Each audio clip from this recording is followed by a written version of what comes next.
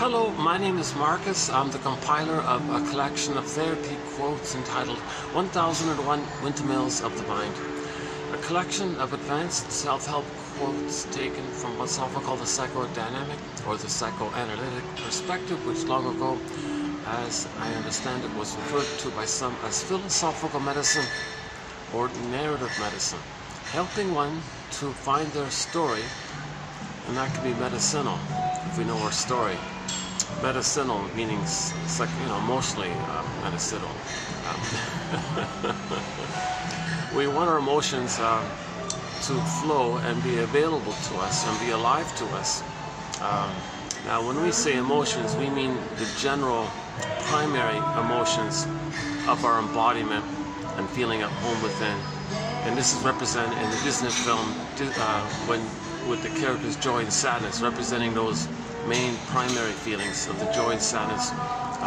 Of course, there's a whole spectrum and all that, but when joy and sadness representing our primary basic feelings, by the way, joy is sort of the primary one, like the basic animating one, and sadness is there like to admit losses kind of thing. And then there's empathy and reparation and so on, creativity and play and spontaneity and kindness and tenderness and the whole range there. So that's our primary feeling. When joy and sadness representing our golden ball, metaphorical golden ball, with the warmth and the vibrancy like the sun. When joy and sadness got zooped away, okay, in that which that film shows very vividly, that the characters got pulled up that tube and twirled around, and it got lost into this other world, the unconscious world, primary process mentation, deep in the repressed brain world, the non-reporting brain, the inferring mind. It's like Alice in Wonderland there, and so on. So that's a different world. When joy and sadness got zooped away, they went into this other world. It's mainly in that early part of the brain where the mentation is called primary process mentation. Things are exaggerated. It's the dream world area, myth and fairy tale area. The baby thinks in pictures, it's imaginal, and things are exaggerated. Key point, there's no time. There's no time. It's timeless, infinite. There's no time in there. And things can double think and twist and flip and flop and like Alice says, up is down, down is up, left is right. The cat in that story says, oh yeah, it's mad in there. Don't expect conscious secondary mentation here. It's primary mentation, this earliest archaic kind of mentation, right? So when joy and sadness got zooped away, that's linked to the person's identity, their authentic self, being perceived by the baby, where the baby's needs. The baby reached out to his mother for his needs, and the mother didn't accommodate. Or the mother maybe shamed the baby, made it worse or something. So the identity got squelched, and the feelings, joy and sadness, got zooped away, also got squelched. So there's sort of two parts to it, right? That sometimes myths and fairy tales make reference to the authentic self. So that's like Miss Core in the Greek myth, when she got pulled down into the underworld. Core, K-O-R-E, meaning the core of the person, authentic core of the person. And then for the feelings part of that's usually the golden ball, the vibrant, the feelings part. I feel, therefore I am. So they kind of link like that. And when Robert Bly talks about the Iron John story, they were kind of together. So in the forest, they got the Iron John character representing the authentic embodiedness of a person, and the golden ball was there, and they were both locked in a cage. Iron John and the golden ball were both locked in a cage. And so it was finally, it's in the unconscious, in the forest like that. And it was very hard to find because where's the key? So he finally learned it's under mother's pillow. And the mother's not, and that's a metaphor that the mother used the baby to meet her unconscious needs. And that's why the person's sort of soul got locked like that, or far off, an unknown place, and it's locked like that, hard to find kind of thing. So that's a reference, that there's a link between when the mother uses the baby to meet her needs, that baby's soul gets lost and locked away kind of thing. So this can be like that one in the Iron John store, or like Miss Core getting pulled down, or it can be like when a character in a myth or fairy tale is a personification of a person's authentic self or soul, like that, like Echo. Or like Faithful John in the Grimm's tale, Faithful John, that Robert Bly also likes to tell. That Faithful John character, personification of a person's authentic embodiment, that Faithful John character, like Echo in the Greek myth, those two characters became statues. In the story, they became statues. That's a metaphor that there's arrested development, stunted development. The person's authentic self got hardened up. Juices couldn't flow, things dried up, turned to stone, became a statue. A common image is petrification. The child's scared stiff emotionally, or it's frozen within. So that's emotional hypothermia, emotional coma, emotional catatonia. The person feels not really kind of alive or real. So the Velveteen Rabbit story, where the stuffed rabbit kept saying, what does it mean to feel real? Or the story with the carpenter guy who took out a block of wood and carved out this little figurine of a little boy, and was praying for this little boy, please let this little boy become alive. So with trauma like that, we don't feel fully alive, we don't feel fully real, petrified, okay, frozen, turned to stone, and so on, all these metaphors. So that's our authentic self, that's our real self. You see, so we're meant to kind of come from this place. We're meant to be like kind of driven by our authentic self, our sense of home, embodiment. Okay, we all live in a psychic house called a soul castle. That's our embodiment. So in the story Ithaca, okay, it's about that. The guy wanted to find his inner home. It's called Ithaca, his soul castle.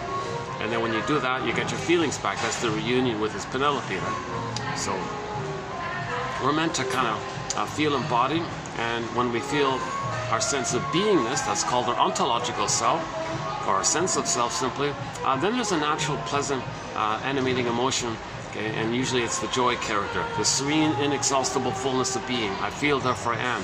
No amness, no real feelings like that. I'm talking about the feelings in the mammal place, the middle brain, the second mind, the middle mind, the mammal, chimpanzee brain, pick your favorite mammal brain, right? People usually say, puppy brain or chimpanzee brain or something. So that's just a nickname for the various brains that we have. So we have three brains basically. The famous triune brain, or the 3-in-1 brain, right? So first brain, second brain, third brain. Now when Miss Cord got pulled down, the recording of the baby's needs not getting met and his kind of sense of his authenticity gets frozen in that first brain. So it kind of got pressed down like that, like burned in like that. So Emily Dickinson's poem about this is on trauma is, there's a pain so utter. Okay, mother's misattunement, malattunement, force feeding, not understanding the baby's signals, not being around for the baby, or maybe resenting the idea that she's supposed to give love when she herself never received it, now she's supposed to give it, or maybe she has unfinished business with her mother and continues with her baby, like old cunning tale. So there's a pain so utter for the baby when these kinds of things are going on. Okay, it swallows substance up. So there's the image, the authentic self kind of got swallowed up like that, right? Or Miss Cord kind of got, the earth swallowed it up, right? So it got pulled down like that. And then the person goes in a swoon. So the last desperate emergency effect is that the brain's going to send endorphins, the numbing, the mercy numbing feeling. Now the person's going to sleepwalk through life, just go through the motions of life, kind of thing. Feeling that something's missing, feeling that they're living the unlived life, the provisional life. When does life begin feeling, or life is passing me by kind of thing? What's going on here? This kind of trance through like walking, like living your life like as if you're in a mild trance, a mild disassociative state, like you're a little drunk all the time. So something in that general area. So yes, with that state, we can go through the motions of life and get 10 PhDs and 10 medals and 10 awards. But we're missing a lot. You see, we're not. This false self gets us through and all that, but it's kind of there in response as a defense against the pain of losing the true self.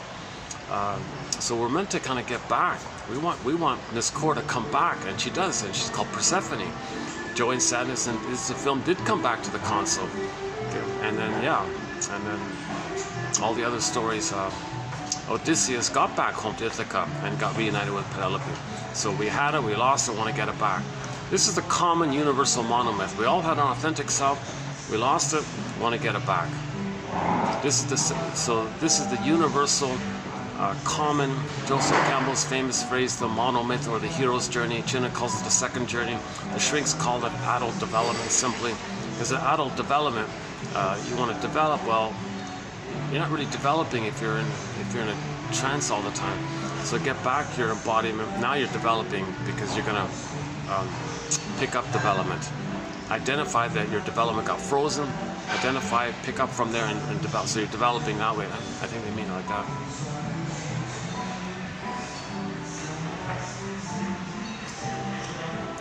So yeah, once again, the Merriam-Webster Dictionary Company, their word of the year for last year, 2023, was authentic.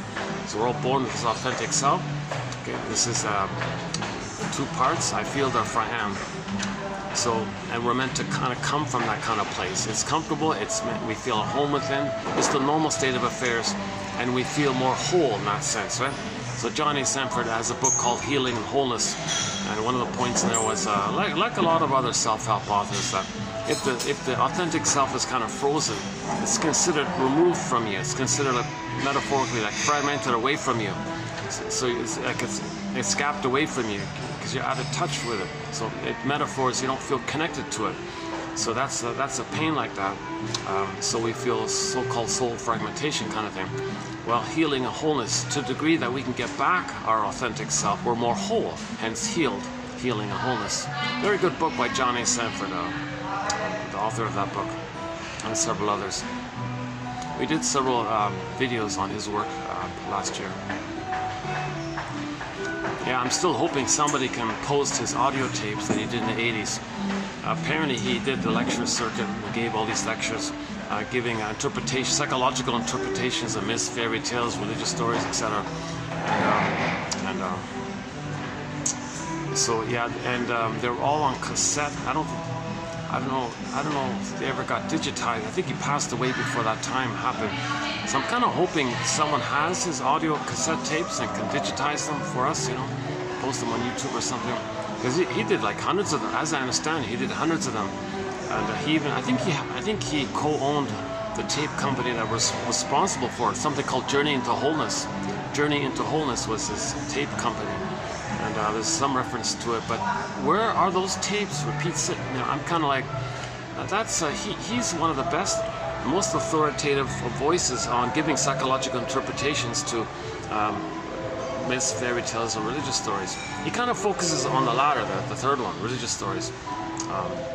He says, yeah, if you hear a religious story, now once again, we're only talking about religion in the specific context of when religion is being used as a part of the tool of the pillage and the plunder system to prevent healing. So believe it or not, religion can be used to stop healing, to prevent healing. So one of the gambits is, well, get people to imagine the good breast in the sky, but don't use the word good breast. And people feel reunited with the good breast, but don't use the word good breast. So you can maybe trigger some good feeling that you had, called the blissful oneness you had. Well, imagine the powerful entity. Don't use the word breast, but imagine it's there for you, it's reliable for you. You can turn to it all the time, you can lean on it. Sometimes they play the song Lean On Me here in the background. You can lean on it, reliable, durable. And it may trigger that kind of feeling of the blissful oneness feeling that we all did have once upon a time, even if it was just in the uterus. You know? So the speaker at the podium says, oh, did you get your little hit there like that? It felt like a blissful oneness feeling, one with mother like that, but don't use the word mother. Use the other word, right? And that person might, well, that was amazing. Wow, okay, put money in the basket, see you next week. That's just a small part of it. The real agenda of using religion to stop healing, to prevent healing, is that when you idealize this blissful oneness of the good breast in the sky, that means you're not integrating how the baby created the splitting mechanism as a defense against trauma. So yeah, let's do that, because splitting is a major defense mechanism linked to today's topic, the BPD personality pattern. Yeah, so we've been discussing the BPD pattern in the past few videos, so we'll continue here as well. So yeah, so we have 60 topics, themes, chapters. One of them, you know, we covered defense mechanism, personality patterns, you know, psychologically minded film and TV show, film quotes. For example, Route 66, that's a great show.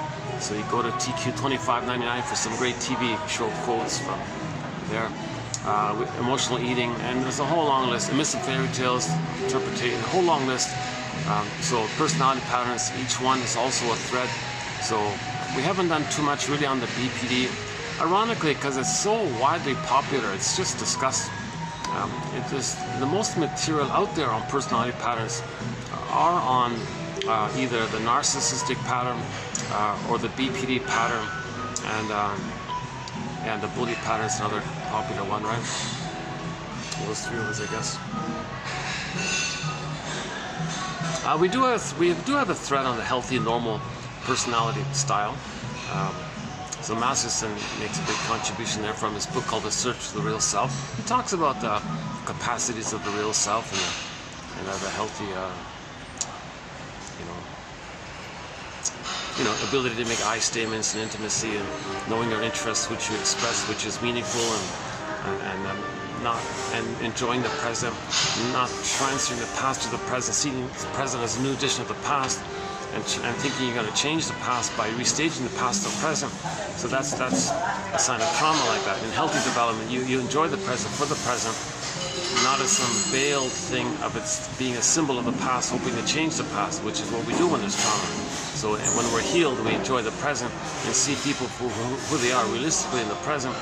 Don't have unrealistic expectations that you're supposed to heal your past, or you don't use them as a proxy for you and tell the world how your mother treated you by you treating them, by you identifying with your mother, finding someone to play you and replay how your mother treated you by the way you treat someone else standing in for you.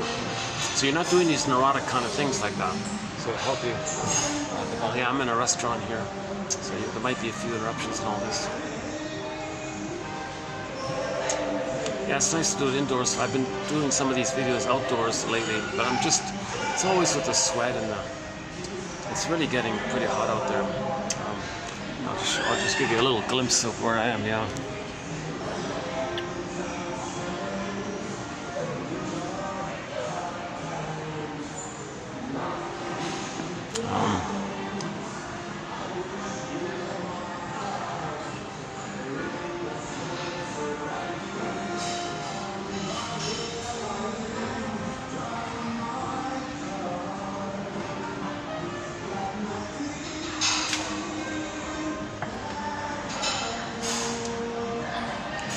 So repetition compulsion is a major thread.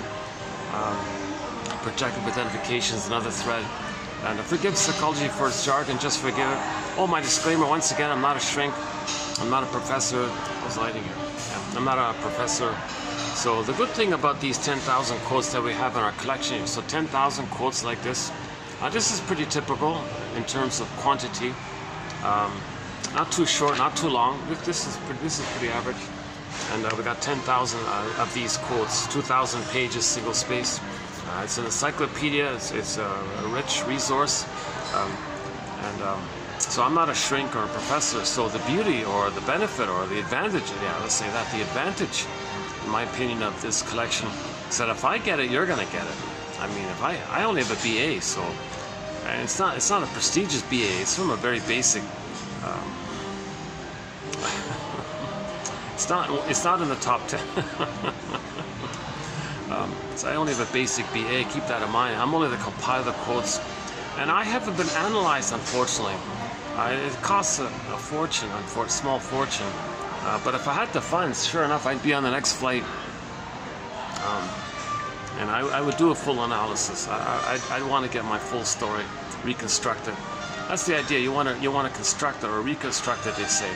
And then when you know your story, that's medicinal.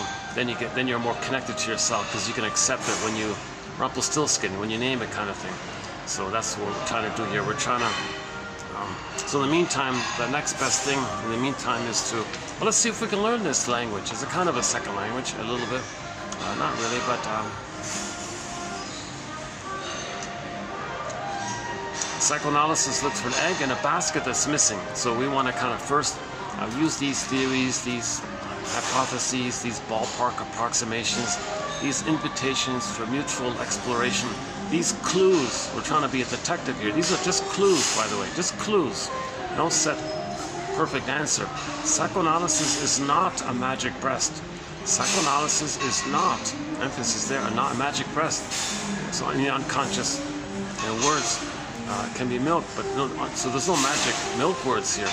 Nothing like that. You're not healing something from the nursery with psychoanalysis. There's no magic words here. There's no magic, not a magic breast here, no magic. So it's just an approach to help a person make inferences. That's sort of it, right? To make an inference. Because our unconscious self, our energy linked to trauma early on, that's pretty powerful, like the iceberg metaphor. It kind of drives us. See, that's the theory about unconscious motivation. Humanity's third narcissistic injury, that there is such a thing as an unconscious, and like functioning like a puppet master, we're just a puppet of it. So, but the positive intention is this puppet master. It's trying to communicate to us.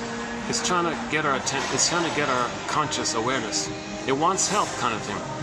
It's as if the unconscious self, or the non-reporting brain, or the inferring mind of the puppet master, unconscious motivation, whatever we want to call it, primary world. All this energy is stuck in the traumatic past, and it can't be free for the present because there's unfinished business, and you can't love life in the present if you're traumatized in the past, because the psychic structure needed to love life in the present is what's called differentiation, meaning having felt safe enough with the mother to differentiate from her and have yourself. But if you're traumatized by her, you can't leave her, so you're stuck there, still running away from her while you're searching for her.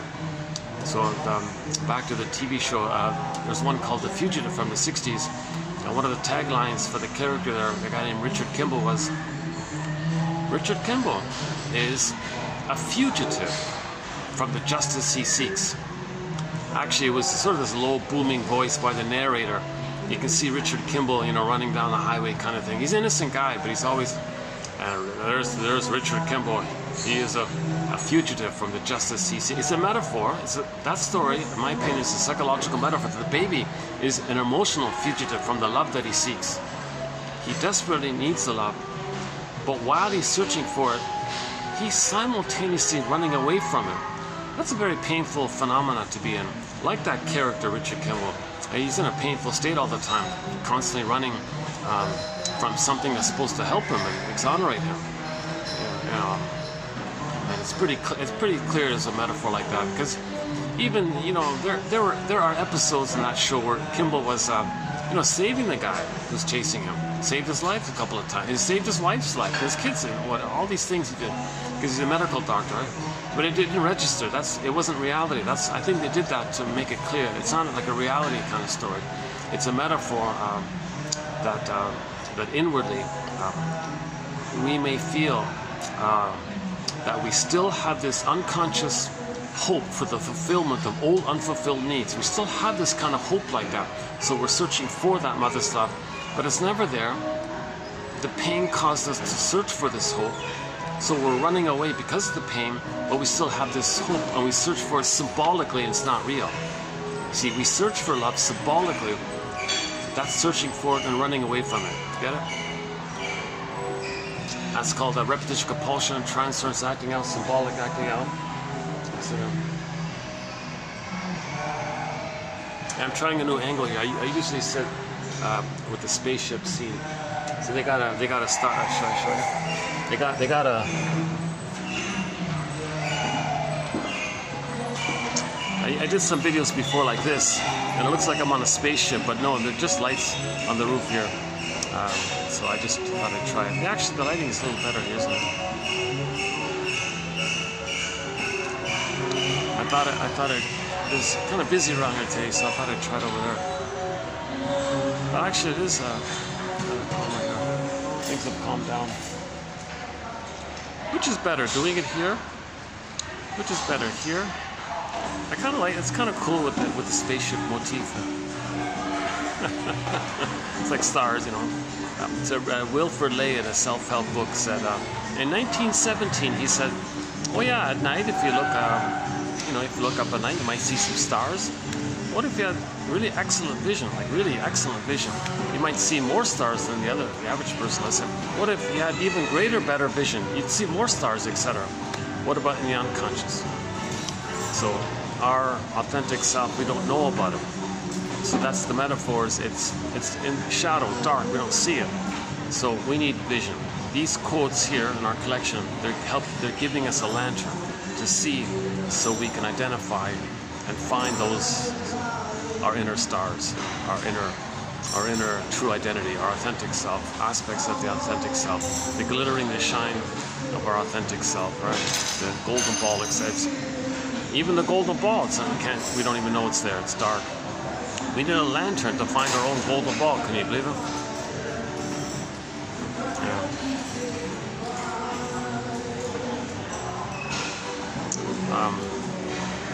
Is it better here or, let's see.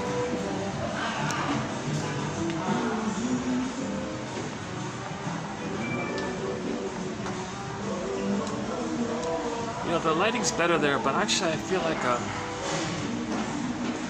there's a little more buffer between me and the staff and all that, because they got to do their chores and all that. So yeah, let's stay here. Sorry about the lighting not being so great.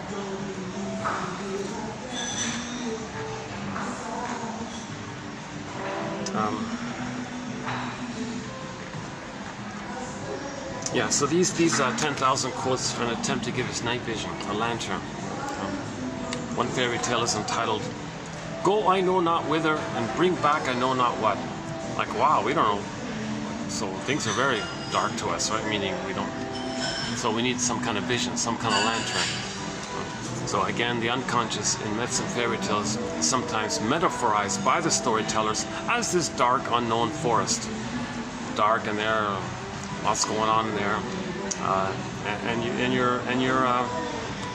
and your real self and your feelings are in that lost, dark place.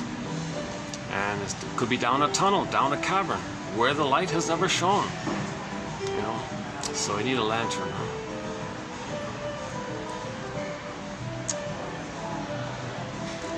Yeah. So these quotes, as I understand it, since the average person doesn't, have the funds to,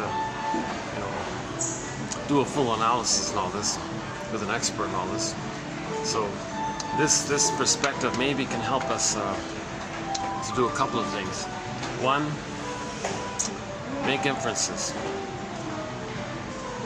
For example, the way we're behaving, is that for us to know? The way we're treating others, is that for us to know? How our mothers treated us? And that's the unconscious trying to communicate that to us, as if to say, hey you, hey conscious you, who are you? I'm your unconscious self. Yes, can I help you? Well, I'm you. Okay, I'm listening. Well, you see how you said that cynical thing over before? Oh yeah, okay, so and what about it? Well, that person that you said it to was kind of, didn't deserve, was very innocent, didn't offend you or anything, and you suddenly said that negative thing towards them. Yeah, I guess you're right, yeah, so I know, what's your point? What's my point?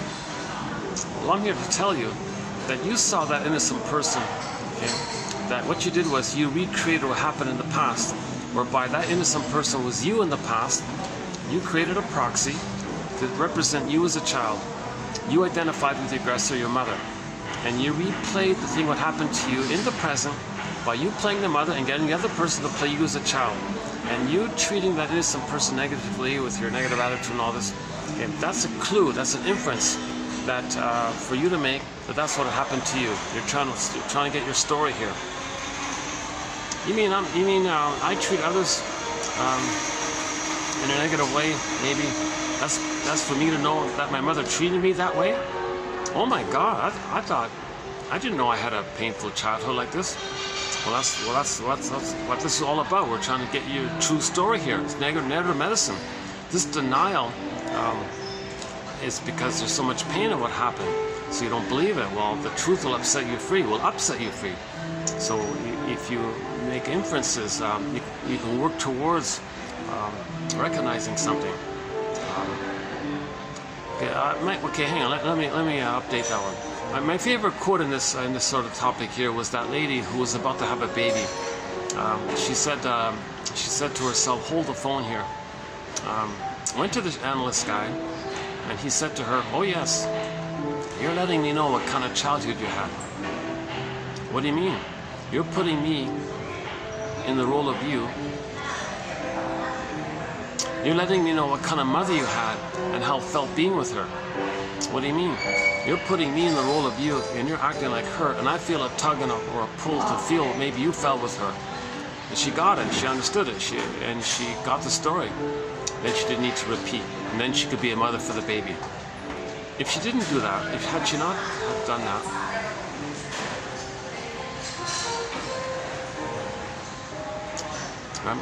and then she had a baby, she would replay with the baby. But the baby can't say, Mother, are you treating me badly because you're trying to somehow ultimately find out that that's how your mother treated you? I'm not. I'm your child here. Are you putting me in the role of you as a child and you're playing her, and are you replaying what happened so you can see what happened to you?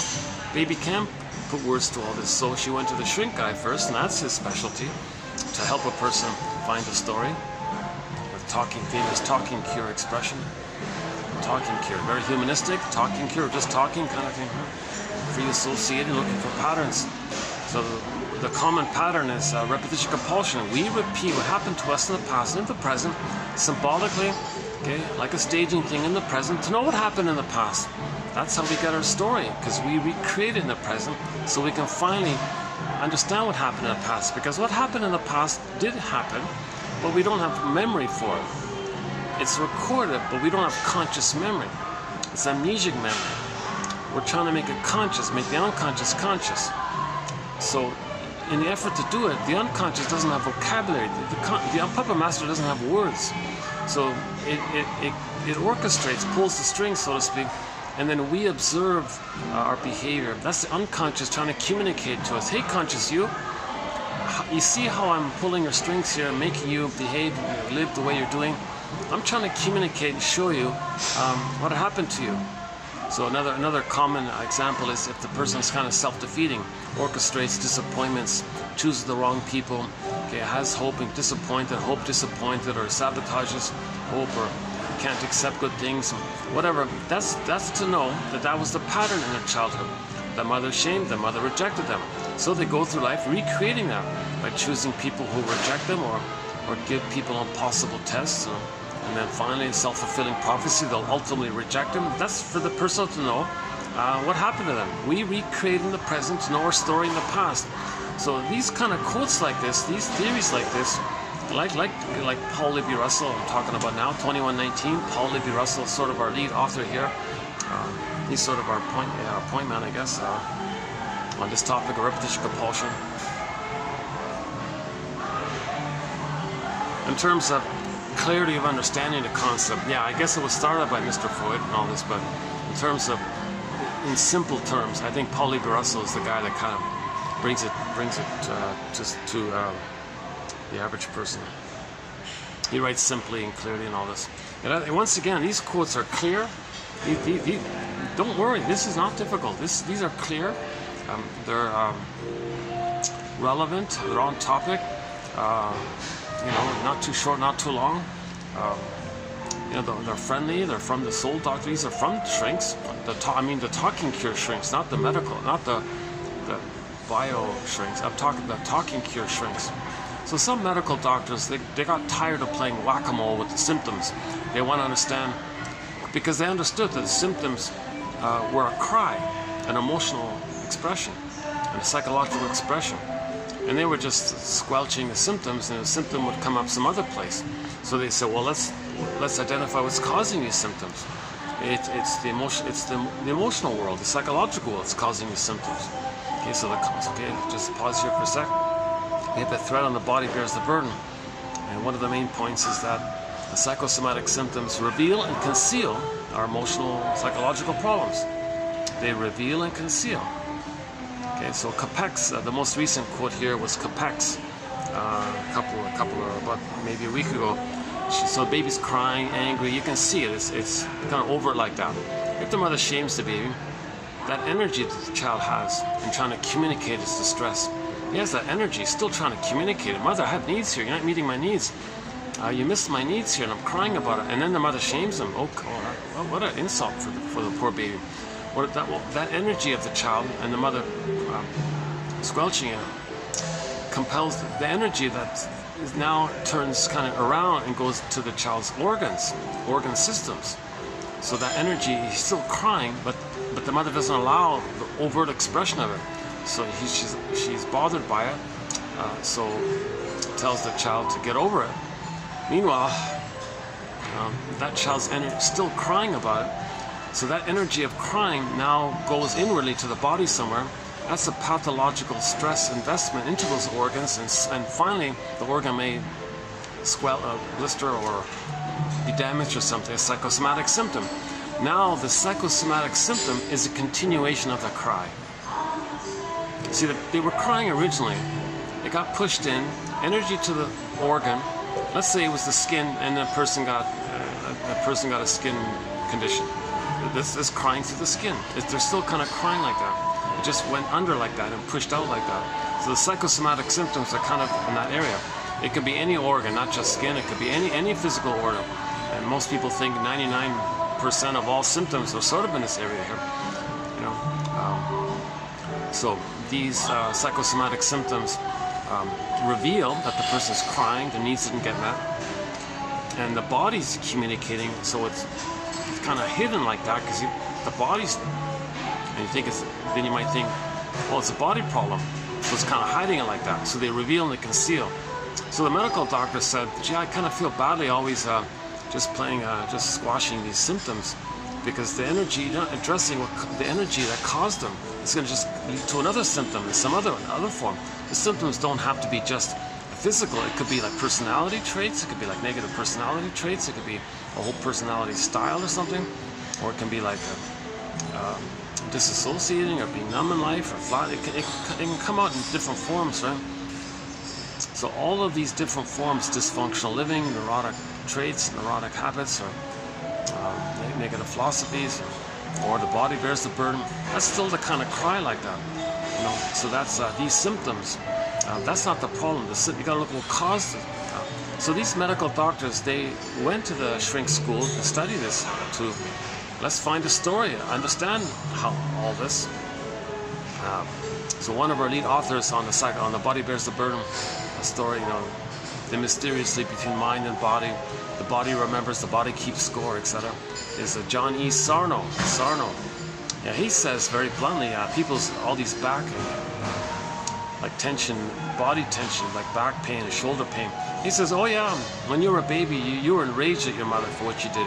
Then it went to the back and the shoulders, and all the tension there. And the tension, because you're not feeling. Now you're not feeling. So, and it goes to the muscles. It gets tenser and tenser. Okay, and then now the person feels pain around that. There's more tension. Then they gotta distract themselves, or maybe exercise, I guess, or blow off steam somehow. But that's just temporarily or momentarily relief or something. And then Sarno, while we're on the topic of Sarno, he says some people then use the symptom and think that's the cause of their problems. And then what they do is they focus their attention and use the symptom as a defense mechanism, something to focus on, something to distract them from the emotional issue that caused it. Now, instead of using the symptom as a communication of the emotional issue, they use the symptom just to, like a wall there, use it as a wall to not look at the feelings that caused the symptom, by focusing just on the symptom and not what caused the symptom. So in other words, he says somebody might develop a psychosomatic symptom and then create it, and then your pain, from your emotional pain, you can distract yourself by focusing on the physical pain. So the physical pain or the psychosomatic symptom gives you the chance to distract your attention, like a red herring kind of thing, or a straw man argument, or a red herring argument. These some kind of distracting kind of things. So we create symptoms as if it's a red herring, something to chase, and it's away from the real issue kind of thing. Yeah, so they're like,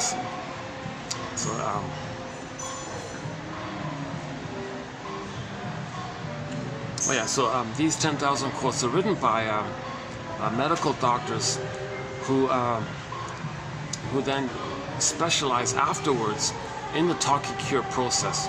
So that's what these quotes are from. They're mainly from these guys, right? Like Masterson, Rinsley, okay, Althea Horner, Dorothea MacArthur, okay, Melanie Klein, Margaret Mahler, okay, James Gottstein, Thomas Ogden, Janoff, recently done, Helen Deutsch, Elizabeth Howell, Philip Romberg, the one from Denmark, Judy Gamelgard, recently done. We've got some self-help authors in here. Recently it was Christine Lawson from her book called Understanding Borderline Mothers. And it goes on. Alice Miller, of course, yeah, for sure. Lloyd DeMaz.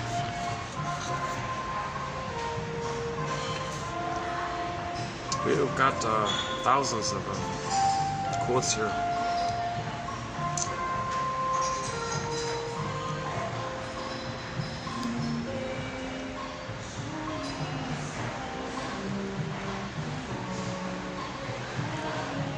So, yeah, I'm not a medical doctor, so I'm not really looking into this area about the shrinks who give pills. We're not doing that area. We're focusing on the talking cure. It was big in the 50s. There was even a comic series came out in the 50s called Psychoanalysis. Excellent comic, in my humble opinion. That's the best introduction to psychoanalysis, that 1955 comic. Okay, it has won a Golden Windmills of the Mind Award. So back in 55, this comic came out, and every 3 months they put out a new issue. So it ran for 1 year, so there were 4 issues. And the complete run, the whole run of it, is now available. It's been digitized by a company called Dark Horse Publishing. And you can get, and now you can get it now you can get it on your iPhone. Very colorful, famous artwork and all this, but the main thing is the script. It's excellent writing.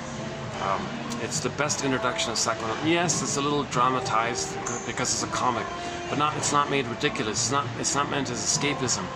It was part of the 50s mental hygiene movement of the 50s. So the shrinks kind of went that way, and they did a great job. It's still to this day, in my humble opinion, 70 years later, at 55, right? Yeah, almost, what is that?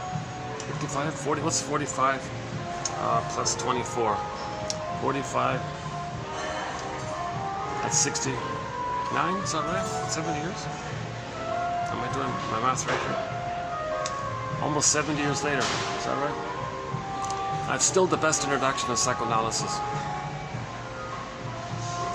45 plus 24. 45, that's 69 years, yeah, 69. That's almost 70 years. It's still the best introduction to psychoanalysis. They cover a lot of ground there.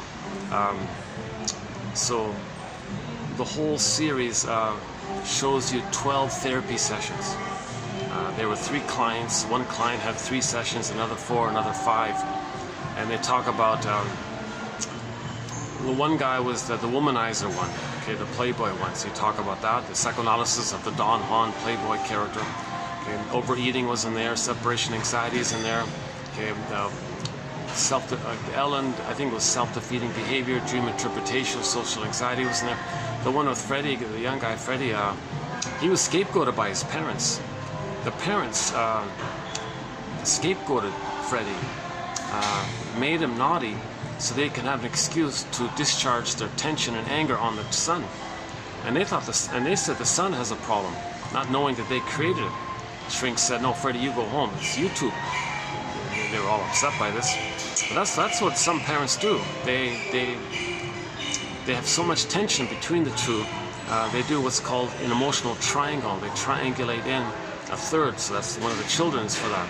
Okay, so Murray Bowen talks a lot about this emotional triangle, commonly called scapegoating. So they scapegoated Freddie, and they made him naughty. They made him complicated, rebellious kid and all that. But they did it on purpose, so they can have the excuse to say, "Look how threatening he is. We got to protect ourselves." So then they shouted at Freddie. So he was getting a double insult.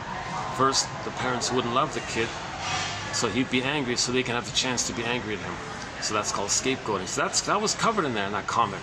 So very, very advanced, ahead of its it's great stuff. That's the best. That's still the best introduction to psychoanalysis. That comic, simply called Psychoanalysis. Oh yeah. So these quotes, as best as I can see these quotes, they fit Grice's criteria for communication. So quantity, quality, relevance, manner. So I sort of mentioned them briefly just now, right?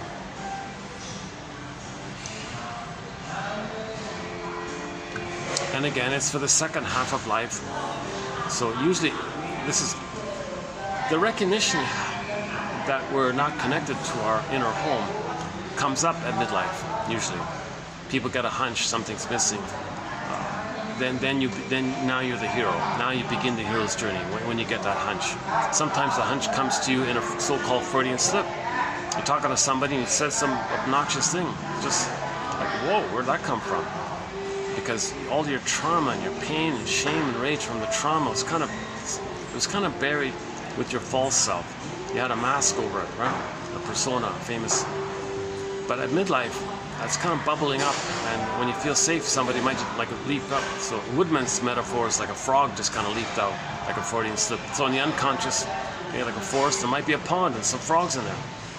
So you're talking to somebody, you feel safe. So if you feel safe with somebody, and then it's trying to. When you feel safe, bottled up feelings can come up. Like you feel safe with your friends, so you might say more.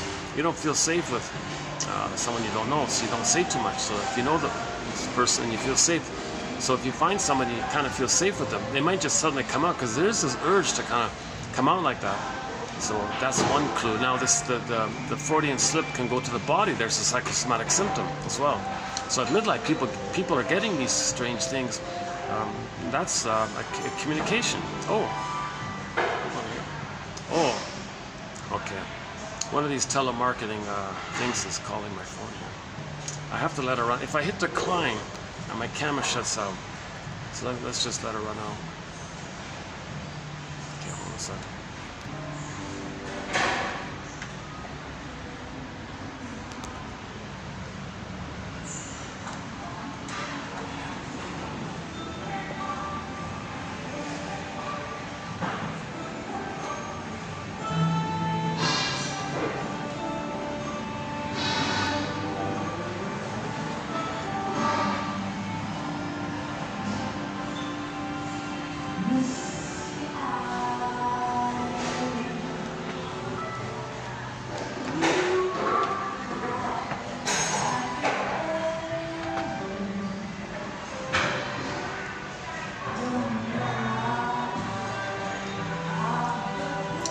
So let's go. We mentioned splitting.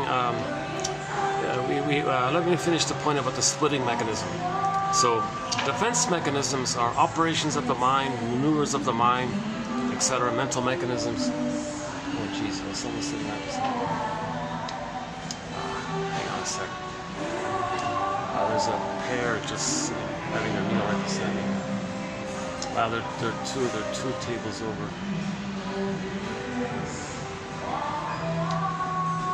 This is so close to me.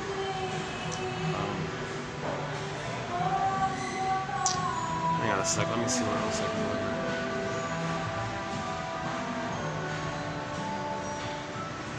here. What if I do this? Let's see.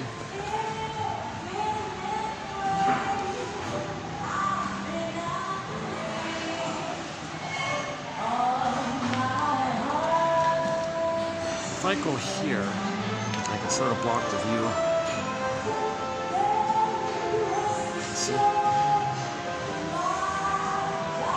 Well, I might have to continue from here. Okay, let's just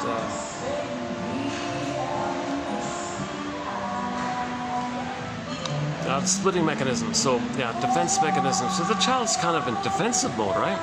The mother's abusing him. He's in defensive mode. The mother's the aggressor. Now, from the baby's point of view, mother not meeting the baby's needs, or maybe she genuinely does see her mother in the baby and is fighting with her mother, using the baby as a stand-in for the mother. So the baby becomes the proxy for the mother, and the middle, the mother, is fighting with her mother, her child, being seen as that mother's mother. So that child's got to protect himself. So he's in defensive mode. The baby can't say, "Mother, I'm not your mother who hurt you, and you're fighting with her. Don't put me in the role of her, and you're fighting with her. Don't see me as my grandmother. I'm your baby who needs your love." Some others say, "I don't know what you're talking about here. Well, it's psychotic. They don't know it themselves. But if that mother has so much pain with her mother, she only sees that unfinished business with her mother. She doesn't see the reality of her baby as being her baby, having feelings and needs mother's love. Her perception, that's called soul blindness. So the mother's going to be soul blind to the needs of her own child, lack of empathy for her own baby, and her perceptual apparatus is diminished because all she sees is the projection of the need of her constant struggle with her mother. Here's the little baby there. She continues the battle with her mother. So first she shames her own baby because that baby was the mother. She played the aggressive mother. Then flip, the baby morphs to the aggressive mother of that mother.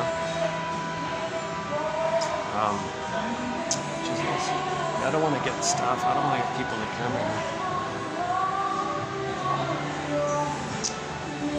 Well, I can just maybe I can do this. Yeah, let's try something here.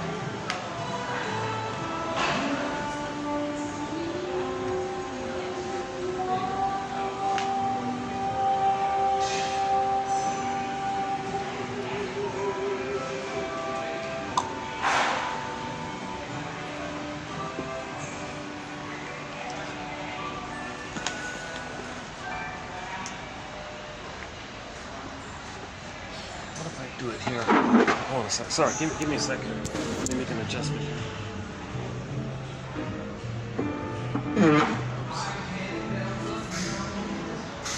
What if I just do it behind this column?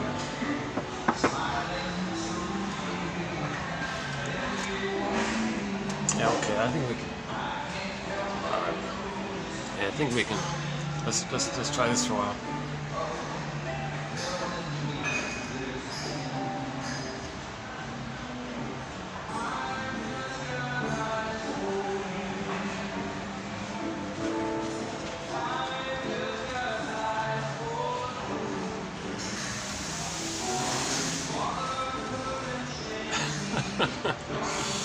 Hold on a second. One more adjustment here. Hold on a second.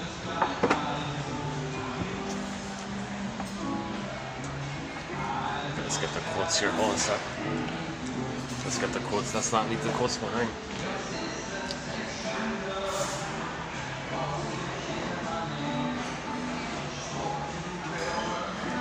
Okay, so let's cover some basic points here, which I try to cover in many videos, sort of some key fundamental points here. One is called repetition compulsion. So we were just now talking about that mother who's unable to see and appreciate the needs of her baby and be a mother for her baby because she's so in pain herself in her memory system of what had happened to her between her and her mother. And then she feels, remember, safe? She feels safe with her baby. Baby's innocent, passive, helpless, very safe there. Oh, so it feels safe. So now she's going to recreate that struggle. So first things first. Okay? She's got to recreate it. So first, the baby serves as a proxy for the mother of when she was a baby herself.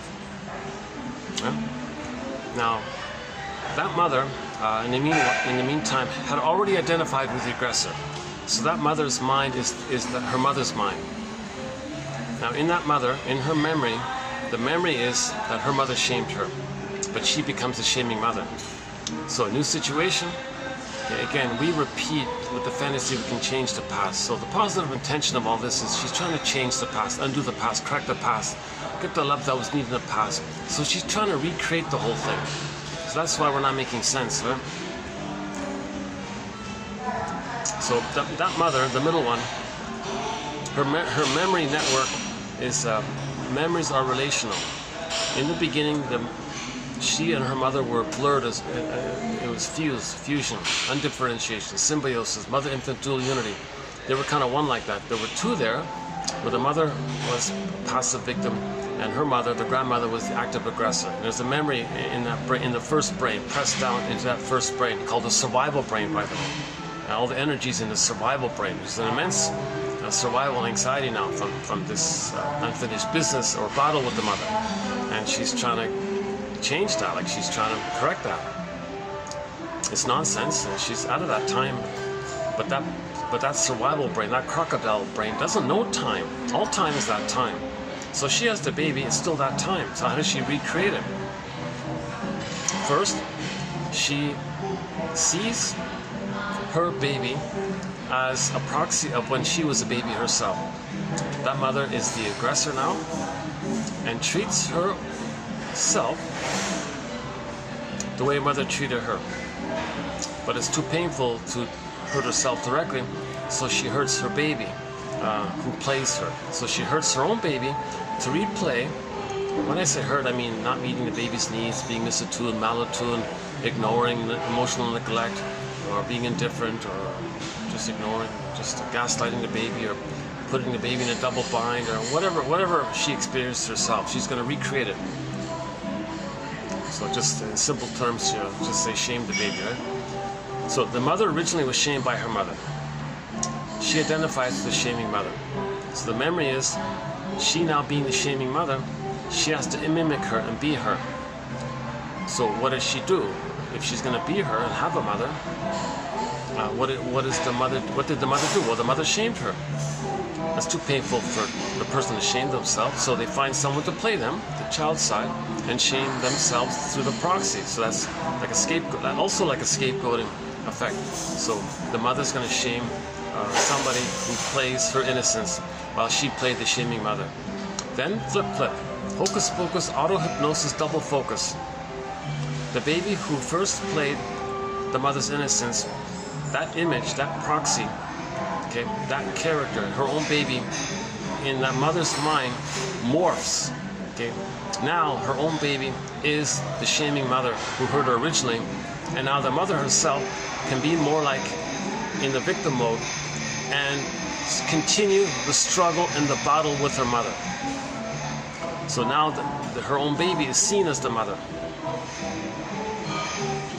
So now she's demanding the baby do what I say, do what I want, and she can use all sorts of tactics and shaming tricks, and so she wants to control the baby and make the baby depend on her.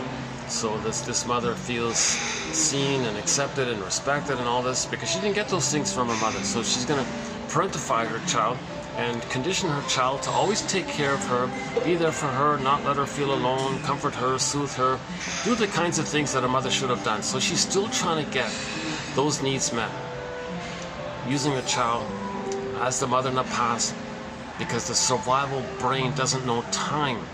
It doesn't understand time. That's why it's doing this. And remember, that's the puppet master. The puppet master doesn't know time, kind of thing. Okay, so the key thing here is called identification with the aggressor. It all starts off in the beginning when the baby is one with the mother. In normal development, the baby feels safe with the mother to leave her. But if there is no good mother providing the love for that, he's got no good mother. What is he going to do? They're already one. They're already merged, like meshed like that. And there's no safe mother to leave, like to have a differentiation from. He's not being fed and nourished to have that natural phenomena where he hatches out of that blurredness and have a self-concept. So he's in this merging scenario, and he's waiting for mother's love, but there is none. He's already one with her. He's not getting the love he needs to separate, so he's waiting there, but it's worse than that. The mother's hurting him. So her good love is more distant, more unavailable. Now the child is sticking. Now the They call it adhesive identification. Like it's like the tar pit of a negative symbiosis. So they're meshed in there. Now it's like mucky, and it's like a tar pit, and the child's sticky in there. It's like crazy glue, and he can't. It gets to the point where he quote unquote to deal with the, all right, mother, I give myself up. I'll be you. I'll be you now. That's the baby's way to have a mother, is to mimic her and be her. That's his only way to have a mother, is to act like her and treat himself the way his mother treated him. So that's called identification with the aggressor. A very drastic, desperate kind of mechanism of the mind the baby adopts to have a mother. The baby would rather do that than have no mother whatsoever. The baby would rather have an abusive mother than have no mother. He wouldn't make it without a mother. So how does he make it with an abusive mother who's hurting him? Okay, he'll freeze up his soul, find proxies to play and shame the proxies, because that's what the mother did to him. That's sort of the setup. That's called identification with the aggressor. A burglar, one of our mentors, calls a negative magic gesture. Really, you think shaming others the way your mother shamed you is somehow going to change the past? So the proxy cries for love the way you cried for love. Your mother said no to you originally, so you say no to the proxy. You're saying no to yourself. That's somehow going to change the past? There's no time machines. There's no morph. You can't change the past. You can't travel back in the time machine and do it. That's why it's called negative magic gesture like that. But the positive intention is for us to observe this and make the inference, because that's the communication that's being given to us. So we're talking to ourselves. Like there's a communication from our nonverbal brain to our verbal brain, like our first brain to the third brain. Hey, third brain, find words for me here. Rumpelstiltskin, find words for me here. Something happened here, I don't have words. Third brain, please find words. I'll orchestrate something like a theater thing in the present. Please find words for us so we can stop repeating. And when you get memory and story and feelings, you stop repeating. If you don't have memory, story, and feelings, you keep repeating until you do. It's called repetition compulsion.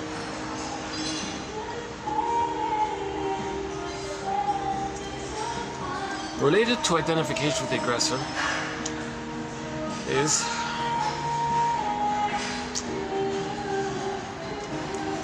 since the child didn't get enough love to has differentiation, okay, his real self was squelched, which he projects outwardly. So what has he got left? He feels empty. He's very empty by this. He feels very empty if he has to reject and admit that he has a real self. And always find proxies to play the real self and then shame the proxy. So he's shaming himself again and again and again, just diverts it by finding the proxy to play.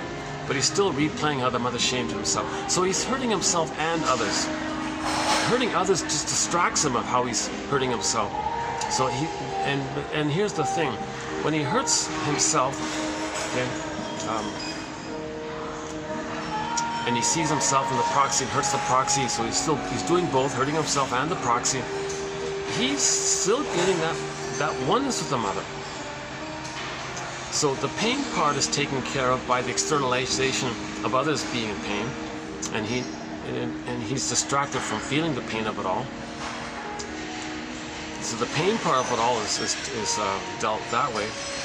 And then he accepts the underlying blissful feeling that all babies feel when they're one with the mother. Okay, so all babies feel a kind of blissful oneness with the mother. Robert Bly jokes, oh, it was ecstatic or something. Times are good. He was in paradise. He was an oceanic feeling, oceanic blissful oneness. So we don't say he was addicted or anything. He's just a kind of a blissed out kind of wow-like feeling where he's one with the universe, one with everything, where everything is him and he's one with it all, and everything's so powerful up there, and he's a little baby and he's one with it all, and everything serves him, takes care of him. All of his needs are met automatically, unconditional hallucinatory omnipotence, okay, no interruptions, no disruptions. All of his needs are met, and it flows, it smooths, it's amniotic feeling, he's in a water world floating around, oceanic feeling, and he's like one with the ocean, and this big powerful ocean. He's the powerful ocean, just a little him there. So he's considered to be kind of in a happy, blissful feeling. So when he identifies with the aggressor and shames himself, okay, part A, part B, finds proxies to also play him, and then shame. So the behaviors they're going to shame the proxy to distract how they're shaming themselves, the way his mother shamed him. He still gets that blissful feeling he had with the mother. Hence, narcissism, this psychology called narcissism, is named after that little white flower. That little white flower, the narcissus flower. If you go to the front cover, look at the front cover of the book called Narcissism by Alexander Lowen. Actually, today we have a quote from him coming up, so stay tuned. Yeah, stay tuned. So the ancient Greeks linked that psychology of that blissful, it's all about you, solipsism, it's just you in there, with that blissful kind of feeling. Because that little white flower gives us, that word narcissism comes from the Greek word narke, which is narcotic, and that little white flower has a narcotic kind of effect, a dreamy-like effect like that. So they actually linked it, that a person who's narcissistic isn't a dreamy, like drugged out, addicted kind of place. And so they're addicted to hurting others. They become addicted to shaming others because it keeps them one with the mother who shamed them. So to have a mother, they gotta shame themselves. So they find a proxy to play them and shame them. That's the proxy. That keeps them in a blissful, addicted, blissful union with the mother. Okay, now while he's doing this, so while he's doing this, he's in a blissful oneness with the mother. Meaning, another way of saying it is, when he rejects his authentic self, okay, and there's an emptiness there, he regresses back and takes refuge in that time in the uterus when he was on the throne, in that blissful oneness feeling. So yeah, because there's that part. Now, of course, the truth is, the child never got enough love to know his identity. So the main emotions for the person are hate, greed, envy, spite, vindictiveness, schadenfreude, grievance collecting. Burglar calls it injustice collecting. Now, they don't mourn because there's no identity. You don't have an identity. The psychic structure needed to be able to have feelings and joy and sadness is differentiation, but they don't have that. So they don't really feel genuine pleasure, and they don't have the capacity to mourn losses and go through the grief work process because there's no identity. I feel, therefore I am. No amness, no real mammal feeling. The quote-unquote more human side of being human feeling isn't there when you don't have the amness. I feel, therefore I am part. They only have the sensations of the first survival brain anxiety of fear and anger, discussed in the Disney films about distaste and smell, also sort of physiological kind of area. So back to Disney film. When joy and sadness got zooped away, that's the middle brain, the second brain, second line consciousness, middle consciousness, right? First brain, second brain, third brain. Okay, the chimpanzee brain, the monkey brain, all this. So when the feelings got frozen and the golden balls frozen, zooped away, petrified, turned to stone, etc., then the person, that's a survival issue now because his identity is gone. Now the first brain is flared up, I guess, in survival mode, thinking, gee, if there's no mother, and he freezes up inside, but there's still no mother, now he's in immense anxiety now. So there's fear and anger. That's the stress response. So he'll go through life with those two secondary reactive emotions of fear and anger. Now fear gets overwhelmed easily, and that leads to dispersal of it, which is called anxiety. So now the person's got survival anxiety. Okay, that goes on, and on top of it, you got the anger character. So the main emotion is sort of anger. Now anger just means the needs weren't met. Anger's not primary. Anger's the reaction of when the baby wasn't loved. When the baby's loved, the person's not angry. The main emotion is joy and trust and reasonableness and so on.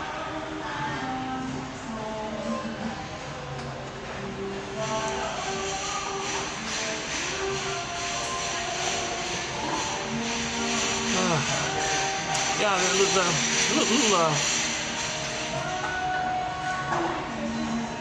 there was a slight little emotional. Because for a few days it was rainy, and I think the mood changed. Now the heat is back on, and I noticed.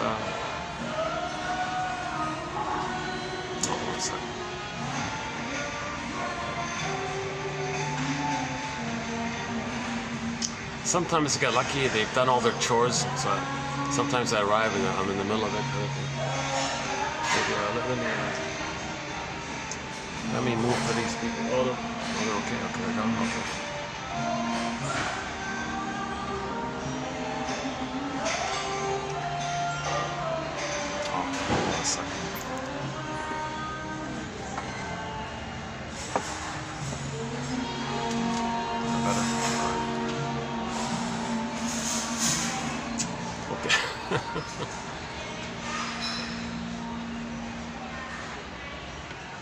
Oh, today's, oh, is that what it, what day?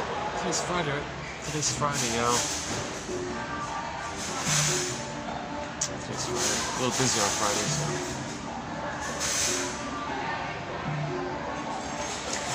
Okay, let's finish up with the basic points here. I kind of did a sort of a skimpy, abbreviated, abridged version of repetition compulsion. So we repeat that cry for love with the mother. I need your love. Mother said no. We repeat it throughout life with the magical fantasy that we're still in the past and we're gonna get it. But it's past that. But there is time, so we don't get it. So we're not making sense like this, right? Kristen Wilson says, yeah, if you're doing this, you're not making sense. If you're not in your body, you're not making sense, literally. And it's disembodied discourse, she says, that causes all these confusions and problems. The baby's very confused. Mother, why are you shaming me? I'm not you from the nursery. And you're playing her, and you're going to do to me what your mother did to you because you want to maybe try to figure out that that's what your mother did to you, or you want to express your anger that that's what your mother did to you by telling the world that's what your mother did. So some others, one point was, it's as if maybe the mother's saying, look world, look at what my mother did to me. I want to show you and tell you what my mother did to me. You see my baby here? I'm going to let my baby play me. I'm going to play my mother. I'm going to treat my own baby the way my mother treated me. And that's my way of telling everyone what my mother did to me. So she's so angry at the mother, she's trying to show her up and embarrass the mother. Look world, what a rotten mother I had. Look what you did to me. That's the only way to communicate it. So that's not making sense. The poor baby said, what do you do? I'm not you back then. And then she flips it. Hey, look world, look how my mother didn't meet my needs. I'm going to see my baby as my mother, and I'm going to battle with my mother, the baby, and I'm going to struggle to see how I can get my baby mother to meet my needs. See that? See world? See how I got to use my own baby? I got to parentify the baby, make my own baby my mother to take care of me. You see world? See what my mother did to me? So also a sign of anger, showing the mother up. But when there's trauma, there's this kind of push to try to meet those needs, right?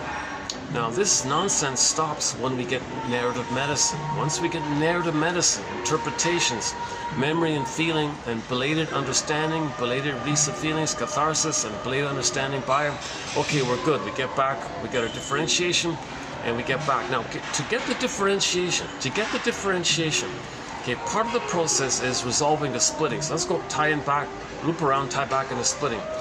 So differentiation doesn't take place if the child has to split the mother in his brain, in his imagery as goddess and demon, because there's no human mother. If there's no human mother, there's no one human mother the baby can rely on, lean on me. There's no loving, trusting mother.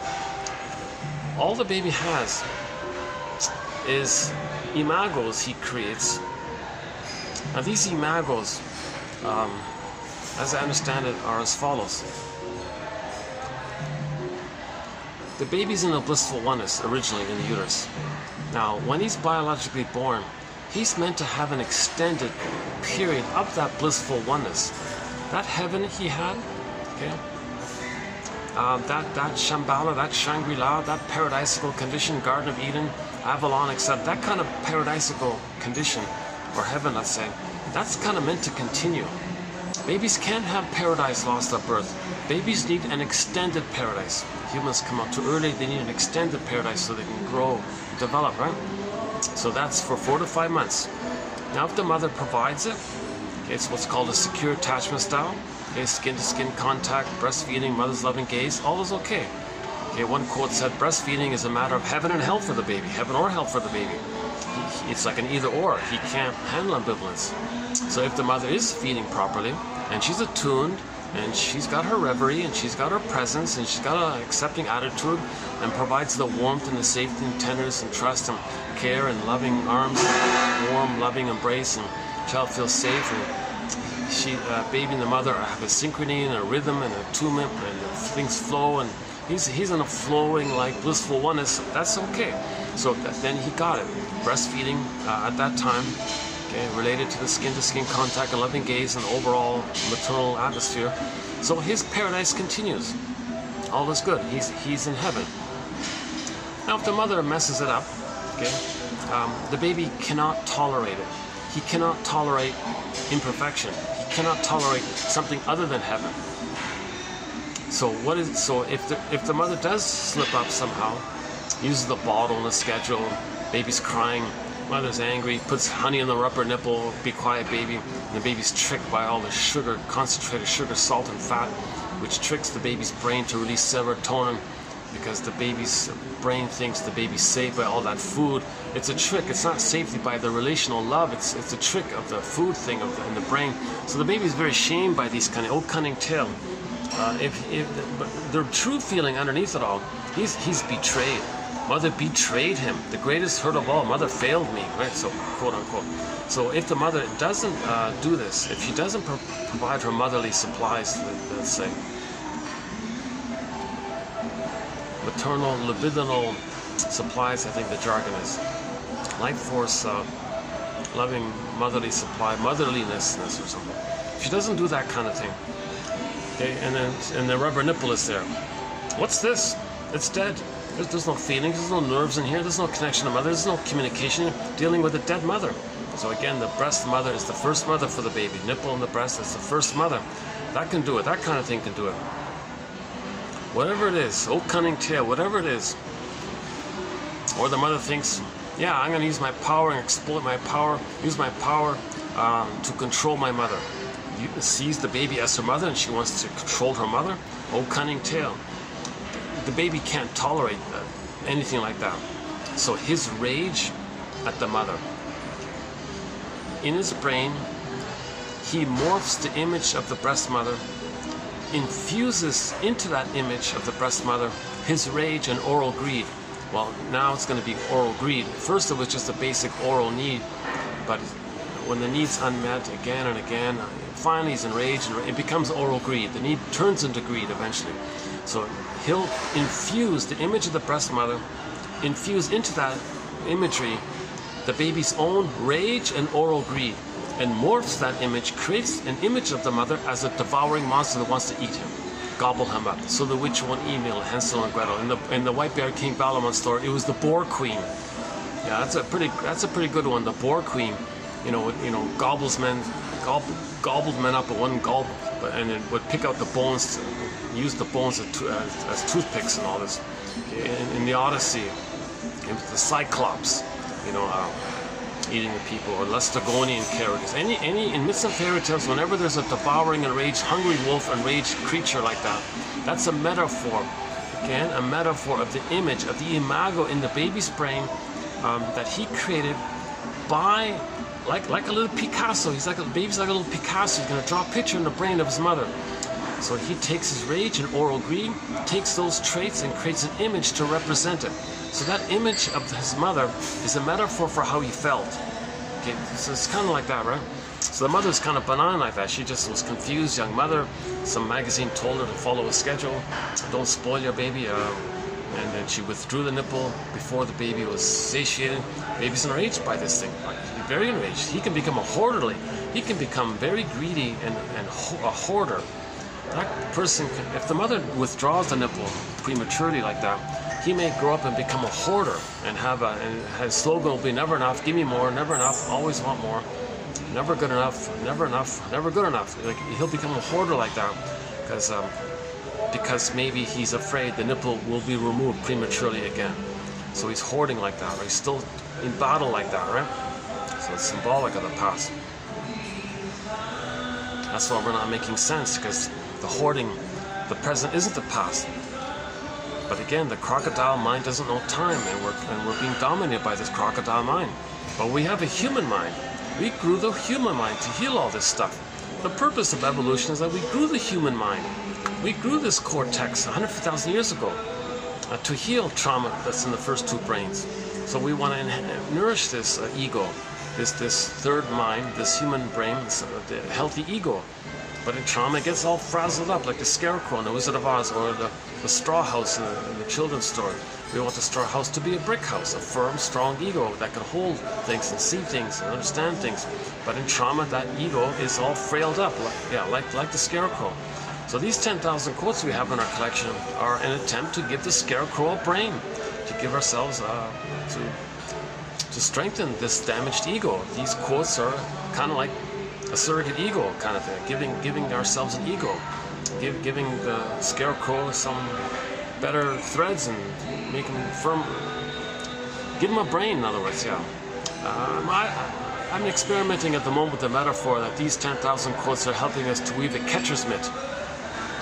So in baseball, the catcher behind home plate, if he's going to catch that speedball coming barreling down at 100 miles an hour, he's got to have a catcher's mitt.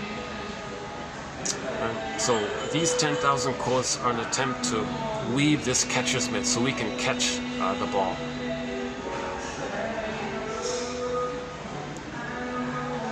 If the guy there didn't have this catcher's mitt, I don't know if he could handle it. Could he catch the ball like that?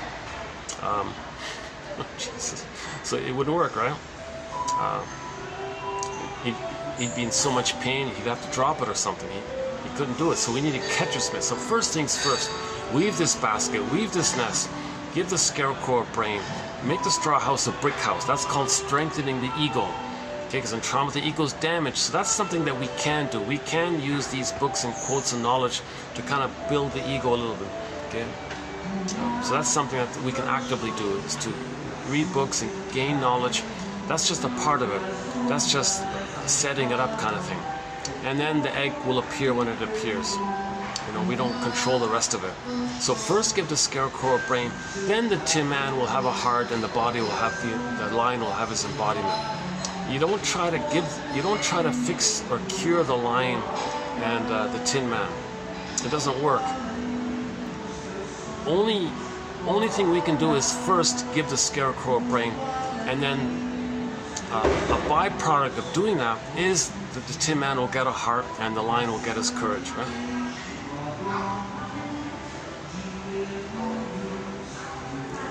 So we need a belated knowledge, like a belated conscious understanding, to get the belated feelings of our lost heart and embodiment. So the lost heart, that's the Tin Man. The lost embodiment, that's the lion. So first we gotta set it up first. You first gotta have a capacity for belated understanding. So first create the capacity for belated understanding. Then there may be a belated release of the feelings, and you get back in your body.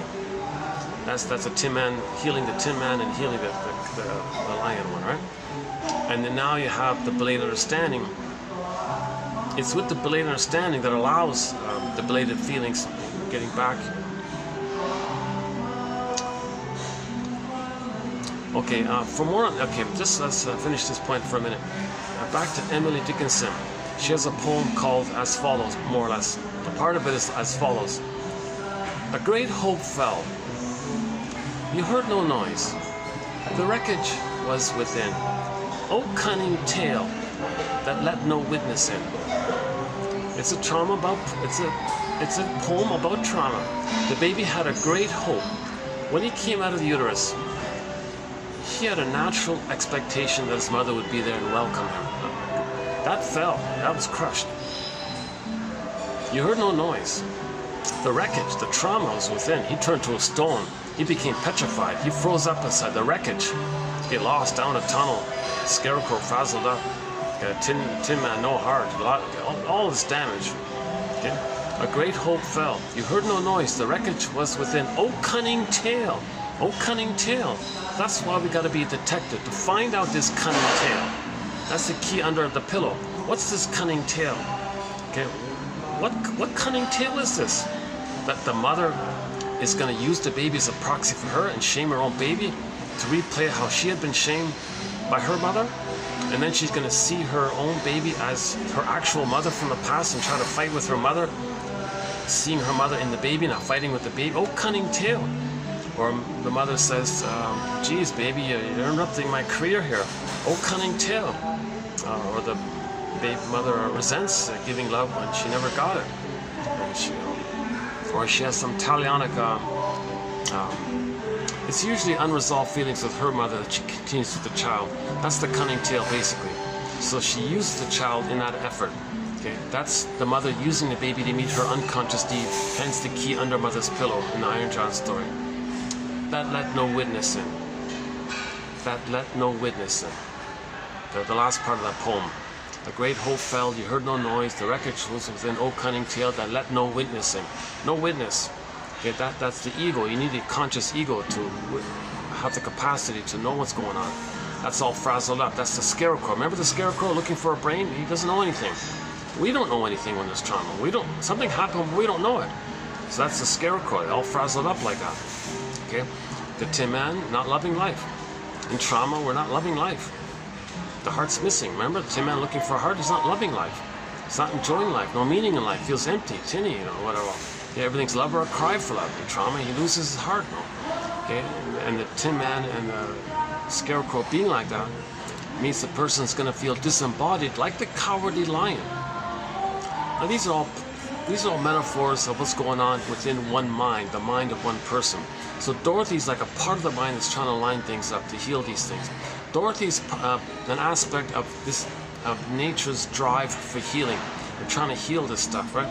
So Dorothy's like part of the psyche that's trying to line up heart, mind, body kind of thing. Or we can kind of say, be like Dorothy and recognize that the person doesn't feel body. Oh, hi there. Yeah, that's okay. Oh, do you want me to move the coffee here? Yeah, let me move this one here. Yeah, I'll take it. I'll put it over here. Yeah. You can push Keep it there. Yeah. Okay. Thanks. Yeah, I don't want to get in the way of the chores here. I gotta. Yeah. So once again, for the price of one of these things, actually, for the price of less than a coffee, half a coffee, it's just a minor admin fee. For a minimal fee, it's an administrative fee, really. One can get this encyclopedia on their iPhone. And,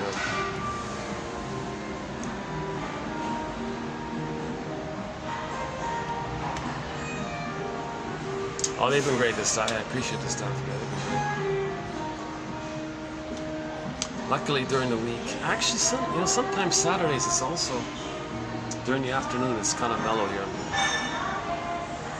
It's mainly a breakfast rush and a dinner thing. So yeah, it's a unique arrangement because they stay open. Some of these places they're only open like for the morning and dinner thing. They close in the afternoon. They stay open all around, and there are a trickling of like beside me. There are a trickling of guests here and there.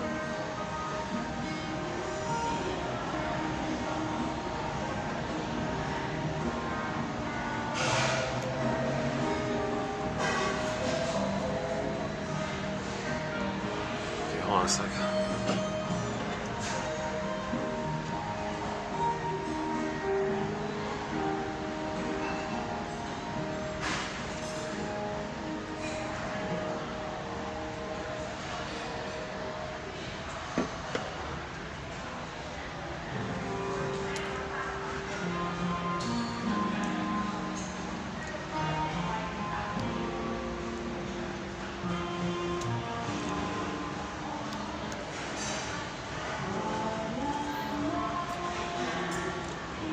Record. Oh, let me check the battery. Hold on.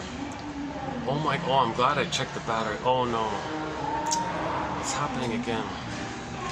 I got 20% left. Oh jeez, what a pity. Unless I got lucky. Hold on a second. Sometime. No, it's not using it. Look at that 97. It's not using it.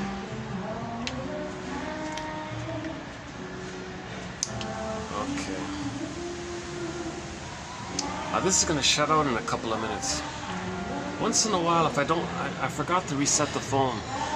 Whenever I forget to reset the phone before I begin. Yeah, it's not working. Ah, what a pity. Let's wait a sec. I have a little mini backup battery, which might give me an extra some time when this runs out.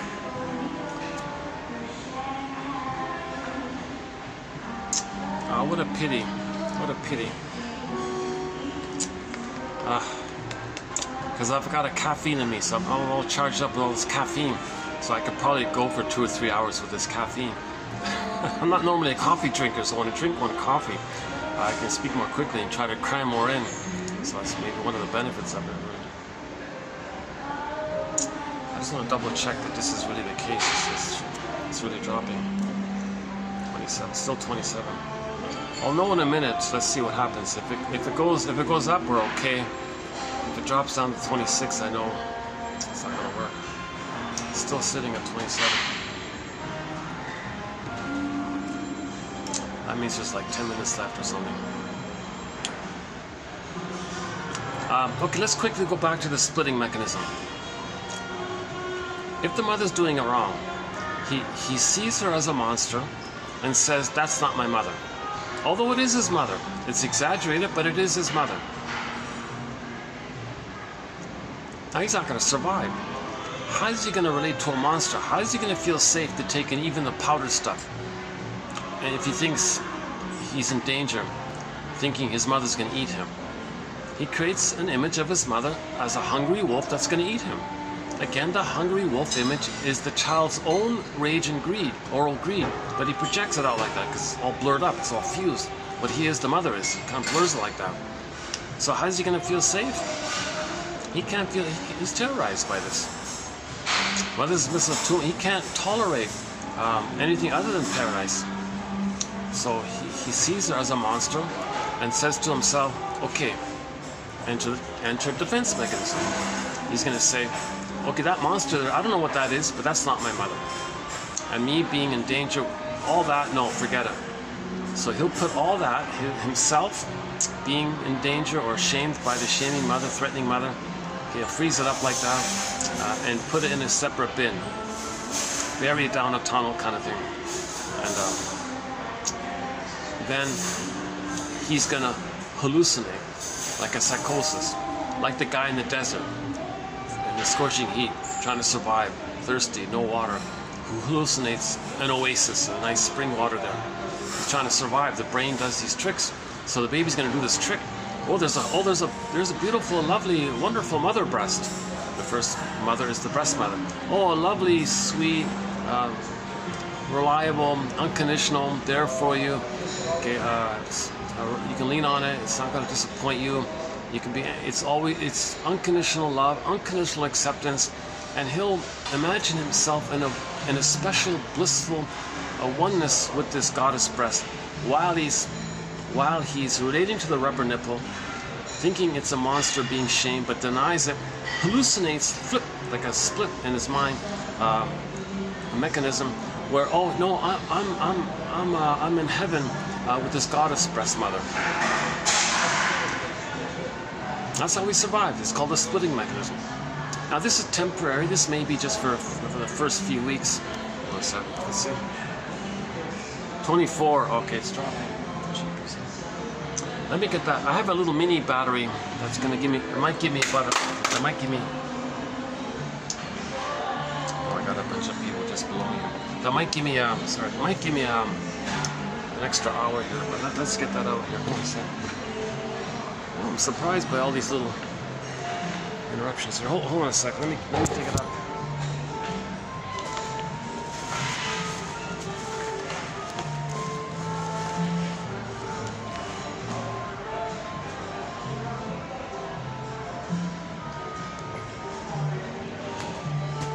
Yeah, here it is here.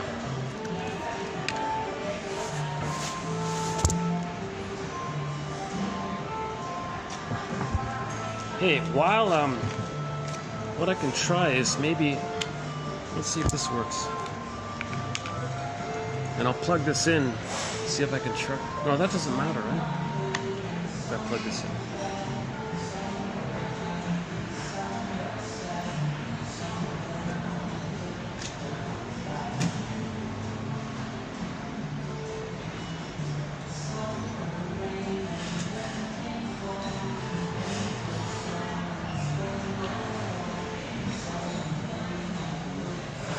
Now what am I thinking? It doesn't matter about the battery, it's the phone. It's nothing to do with the battery, it's the phone. Ugh. Now it's dropped to 23, yeah. I've only got like 10 minutes left. What's gonna happen is this will shut down in 10 minutes. I'll have to reboot the phone and we'll continue in part 2, and I'll just start up again and do a part 2. Maybe I'll find another location as well.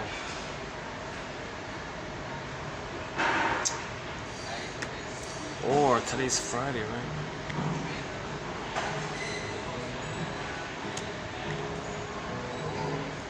Son of a gun, huh?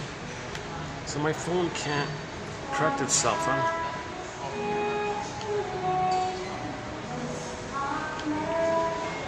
Oh, what a pity. I got all this caffeine in me, I can't use it. No? 22. It's not gonna work. Yeah, I'm fiddling with the phone with the 2 batteries. It's nothing to do with the battery. I've had this issue last time. I gotta go back to the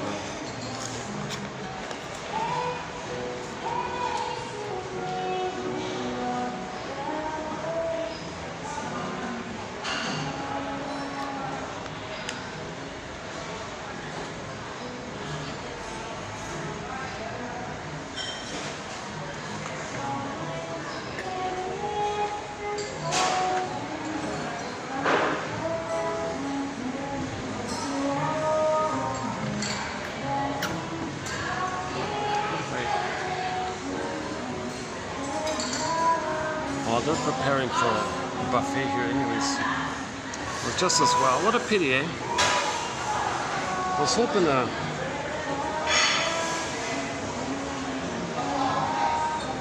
we got a lot of good quotes to cover. There's no way I'm going to cover it in 10 minutes.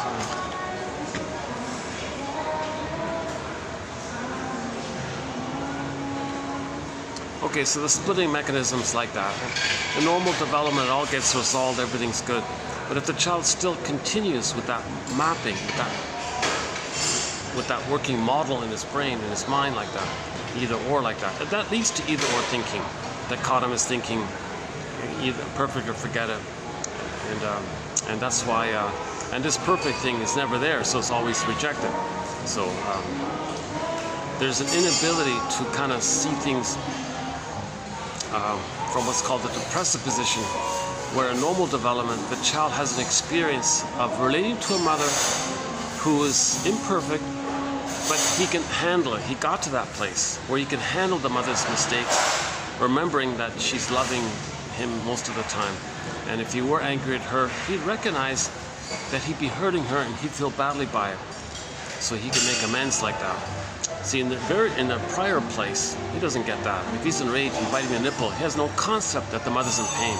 It's just all about him. He remembers a little God in the beginning. He doesn't understand otherwise. In normal development, he reaches the human, quote-unquote, more human area, where he has the psychic memory model map of the experience where he related to a human mother who was mostly loving, partly frustrating, but because the love outweighed the pain, he managed to bring the 2 sides together. Enough time passes, enough positive. That's the ego development can do that. That's called the depressive position. So he's more ambiguity, ambivalence, a little confusion like that. So he can hold the 2 sides of a story. So if the child reaches the depressive position, Melanie Klein's theory about the positions, the earlier one and the later, the 2 positions, the paranoid schizoid one, the splitting, and the more developed one called the depressive position. The psychic structure being he is a person, mother is a person, and she's loving and frustrating, and it's the same person. One person with different aspects, he get that. In the prior place, in the paradise, he can't do that. He splits it. If the baby's traumatized in that splitting phase and doesn't get resolved, he'll grow up with dichotomous thinking, and he'll grow up with the harder time to have an identity, and therefore harder. And without the identity, doesn't mourn and have joy and pleasure and knowing his interests, and, loving life, etc. So part of the healing journey is to our thread on understanding the parent to heal ourselves. Forgive your parents, understand your parents, heal yourself. Is Bruce Springsteen. Okay, Independence Day Toronto on YouTube. Type your mission, should you choose to accept it, is to, when this video shuts down, or even now, type in Toronto Independence Day, Bruce Springsteen, and listen to the introduction he gives to that song. Now the guy who filmed it was way up in the rafters, you don't see it, but the audio is very clear. So you see the humanness of it all. Okay, Rosanna Deer, okay, and there's a whole bunch of quotes in that area. Then we can resolve the splits, because you get an understanding of them, you see the humanness of them, you're getting an identity. When you see the humanness of your parents, you're getting a self-identity. When you get to self-identity, there's a floor for sadness to stand on. Now you're getting somewhere, now you're healing, right? 20, let's see, 20%, 18%, look at that. Son of a gun. Son of a gun, like that. Okay. Okay, a few little hiccups here. Okay, anyway, so this split, okay, by the way, so yeah, so let's go back to the splitting mechanism. This splitting mechanism is one of the characteristics of the BPD personality pattern. Okay. So those with the BPD pattern live their lives seeking to satisfy unmet needs from childhood. Okay, so anybody traumatized prior to age 3, they're going to spend their whole lives still searching for the fulfillment of those unfulfilled needs. Doesn't make sense, it's neurotic, okay? And only forgiveness can resolve this kind of thing. Now when you catch that moment that you're doing it, that's called the pregnant virgin motif, okay, the metaphor. So now pregnant with new potential. And, oh, hi boss. I went over that manager. Okay.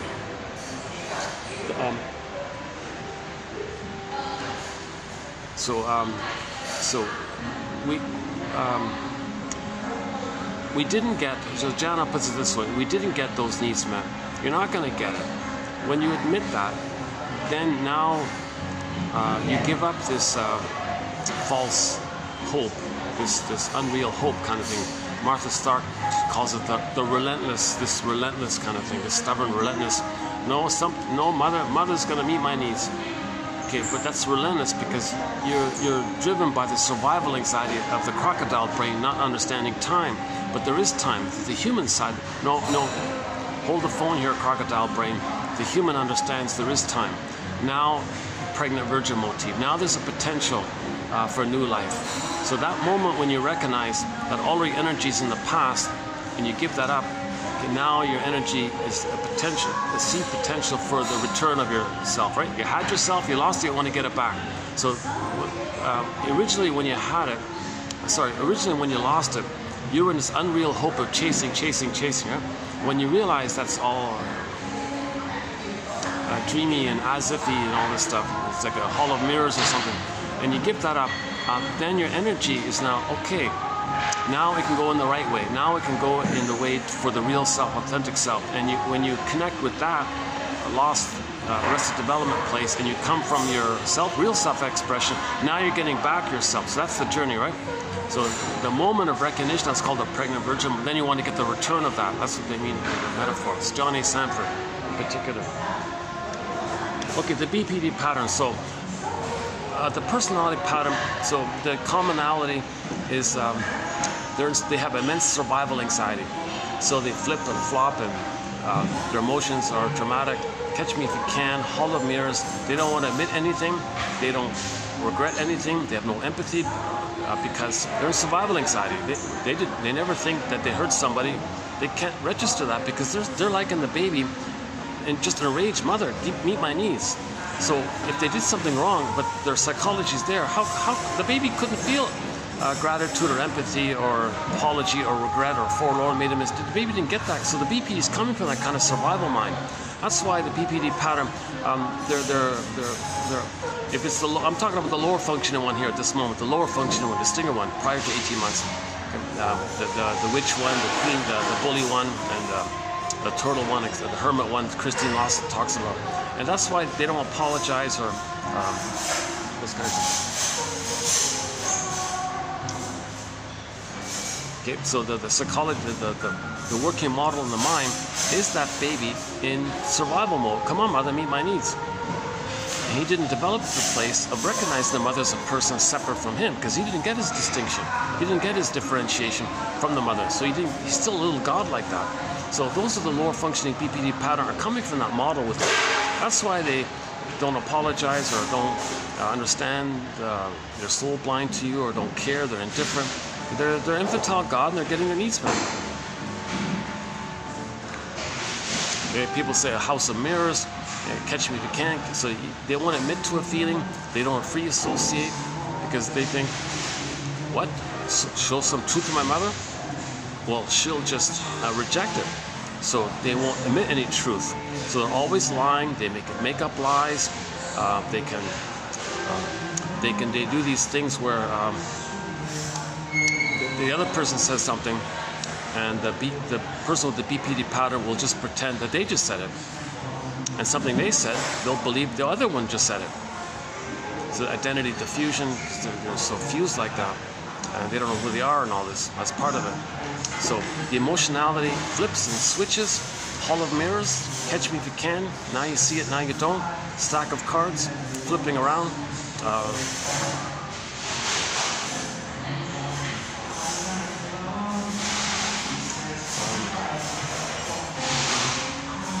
Too bad I couldn't. Maybe when this cuts out, I'll just jump into part 2 because I want to use this caffeine in me. What do I got? The problem is I gotta cut it out before the. If the camera shuts down before I hit the stop, I lose the video. So I gotta keep an eye on the camera. 15% here. Friends and family members can get caught up in the whirlwind of emotions and disorganization that are characteristic of people with the BPD pattern. So friends and family get swept up in this drama. So they're very dramatic. It's a defense against feeling. So shrinks might say, what feelings impel you to dramatize? What are you really feeling underneath your drama? Family members may often feel manipulated by the loved one, but any perceived manipulation is not deliberate. This person with the BP, the borderline personality pattern, psychology, is trying to manage and deal with intense emotions that greatly affect his or her behavior. So they got a lot of strong emotions and they're acting out because they can't feel it, so they're distracting, flipping, blaming, all the tricks that people do to get away from their feelings. So projective identification, flip-flopping, being the aggressor but acting like the victim while they're hurting you. They're pretending hysterically like they're the victim. They're doing all these, and you catch me, and they won't admit anything. And 5 minutes ago you said that. They forgot it. I didn't say that. You said it. Like it's wild like that, right? So it's a blurring between schizophrenia and neurosis. It's a new amalgam. It's a unique creature, which is a fusion between a borderland overlapping of the two worlds, of the reality Kansas world and the primary process world of the land of Oz world. And it's not a clear line between the two. There's like a slight blurring across, like a no man's land, she called it. So there's a bit of both, and it's blurred up, and it's a new creature kind of thing. And the woman from Judy from Denmark was saying, traditionally shrinks would try to understand BPD from their medical model. Well, it didn't work. The talking cure people try to understand BPD from their talking cure model, and that didn't work. They're missing it. BPD is a borderland fusion of the two. That's what's unique about that's unique with it. Trauma impels people both to withdraw from close relationships and seek them desperately. So while they may imply that they want help, they'll reject it right away. So that's part of the chaos. They pull people in and push them out. So there's this constant push-pull dynamic with them. They really want to help, but the moment they feel it, the moment someone responds, they think mother's going to eat them. So they push them back. They think their mother's going to gobble them like a monster, like a hungry wolf. So, but they want mother's love. So the moment someone tries to help, can I help? Oh, get back, you're going to eat me. Like they have this psychotic stuff going on, right? Specialists now use the term borderline to describe schizophrenic-like behavior, since BPD is not thought to have a physical basis as schizophrenia. So it's a psychological. So borderline BPD. It's a psychology issue. It's when there's a demanding mother and no father to help out, basically. When the mother's engulfing and demanding, and the fusion is too stuck like this, and the child never got his needs met. It is not yet clear whether BPD describes a distinct personality syndrome. Is it like a personality set kind of? Is it a personality syndrome, or is it just some kind of emotional disorder, affective dysregulation issue, or is it some kind of overlap between those two, or is it just some kind of hodgepodge collection of symptoms? What is it? So people are confused about this. So the cause of it here, Masterson and Rinsley have made a lot of people quote Masterson and Otto Kernberg and object relations theory, so on. So these two guys here describe the mother of the borderline as having a pathological need. So the mother has a pathological need to cling to her child to perpetuate the gratification experienced earlier when the infant's survival was symbiotically bound to her. So the mother got some pleasure with this oneness of the baby. She wants to keep it. So how does she keep it? If the child has autonomy, no. If the child, but she'll scoop him in. That's the hungry wolf. The mother's the hungry wolf, right? According to this paragraph, the mother is available if the child clings and behaves aggressively, and withdraws if the child attempts to separate and individuate. Okay, so now the child's brain resembles a scarecrow, and his feelings like the Tin Man, and his sense of embodiment like the lion. The mother as the culprit of the child's later problems by refusing to allow her child to develop firm psychological boundaries between the child and herself. She does this, it is hypothesized, by withdrawing her love from the child if the child attempts to separate. The mother says, the borderline mother says, "You're betraying me. You want to have thoughts of your." Remember in the Alice in Wonderland, Alice had to fight for her own thoughts. I have my own thoughts. No, you don't. So the mother might say, "You can't have your own thoughts because you're betraying me. You're with me or against me." The splitting, either or. Right? So the child has to give up his mind and be one with her, and have her mind, so with me or against me. So if the child has autonomy, no, I have an identity, I have great spirit, made me unique. Oh no, you don't. I withdraw. You're my enemy, like, so to speak. Right? So the mother might say to the baby, you're either or. You're with me or against me. That's where that comes from.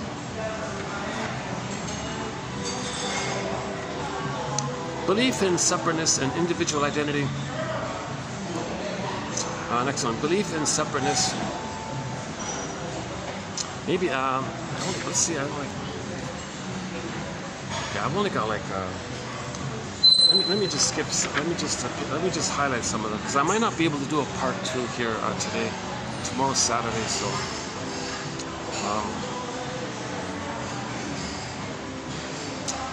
Okay, belief in separateness and individual identity is indeed an important developmental step that all emotional healthy people must go through.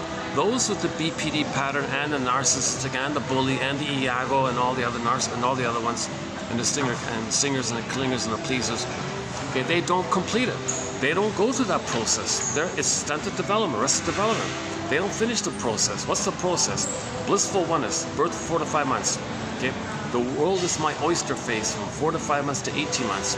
And then the now Voyager rapprochement phase from 18 months to 36 months. Those kind of 3 phases, something went wrong there.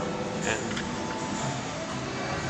yet rather than seeking to so what some people do, so people with trauma, what they often do is rather than seek to separate and still try to move forward, they go back, they regress back to the oceanic state. Okay, hence the joke, we spend the first 9 months of life trying to get out of the womb and the rest of our lives trying to get in. So they may escape by emotional eating cookies, eating ice cream, drinking beer, whatever. Or in relationships, it's a blurred, they're looking for the fusion, we're one. After we are born, our mothers offer us our first experience of love from outside ourselves. When we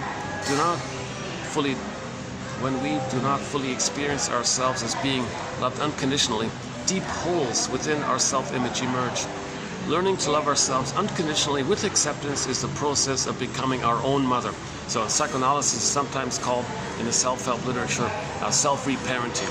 You gotta reparent yourself. You gotta adopt your own exiled orphan. Your emotions are exiled, orphaned. lost in the forest. You got to find yourself and adopt yourself.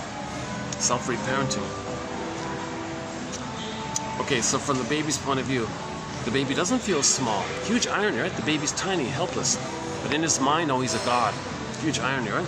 A baby doesn't feel small because the baby doesn't realize that he or she is separate from everything that's around him. It all belongs to him. The world is my oyster. An extension of, okay, so with the BPD pattern, all right, an extension of herself, or the borderline client continually yearns for that oceanic feeling. Merger with the song Constant, so we can play the song Constant Craving. But the constant craving is merging, this oceanic merging thing. Constant Craving by Katie Lang. Or the person with the BPD pattern will act on whims or passing fancies, on impulse based just on a feeling. So a little, they can't, mother never soothed them. Mother never soothed them. So if a feeling comes up from the pain, they gotta act out some drastic. They gotta do something, whatever. Just get away from the feeling. They can't soothe. It's an emotional. They can't soothe themselves. Most people regard BPD as really as an emotional dysregulation disorder. Mother never soothed them properly. So if a feeling comes up, they binge, distract, shopaholic, run and do something, or they'll just keep busy, keep manic, or just do something. Huh? The hypnotic spell that lingers over the infant is ever present with the adult who is affected with the BPD pattern. Something went wrong in early development, and that hypnotic spell never completely broke.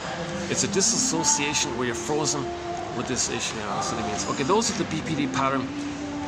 Okay, going through life feeling incomplete, being deprived of normal experience, not having bonded with a parent the way that help is supposed to have been done.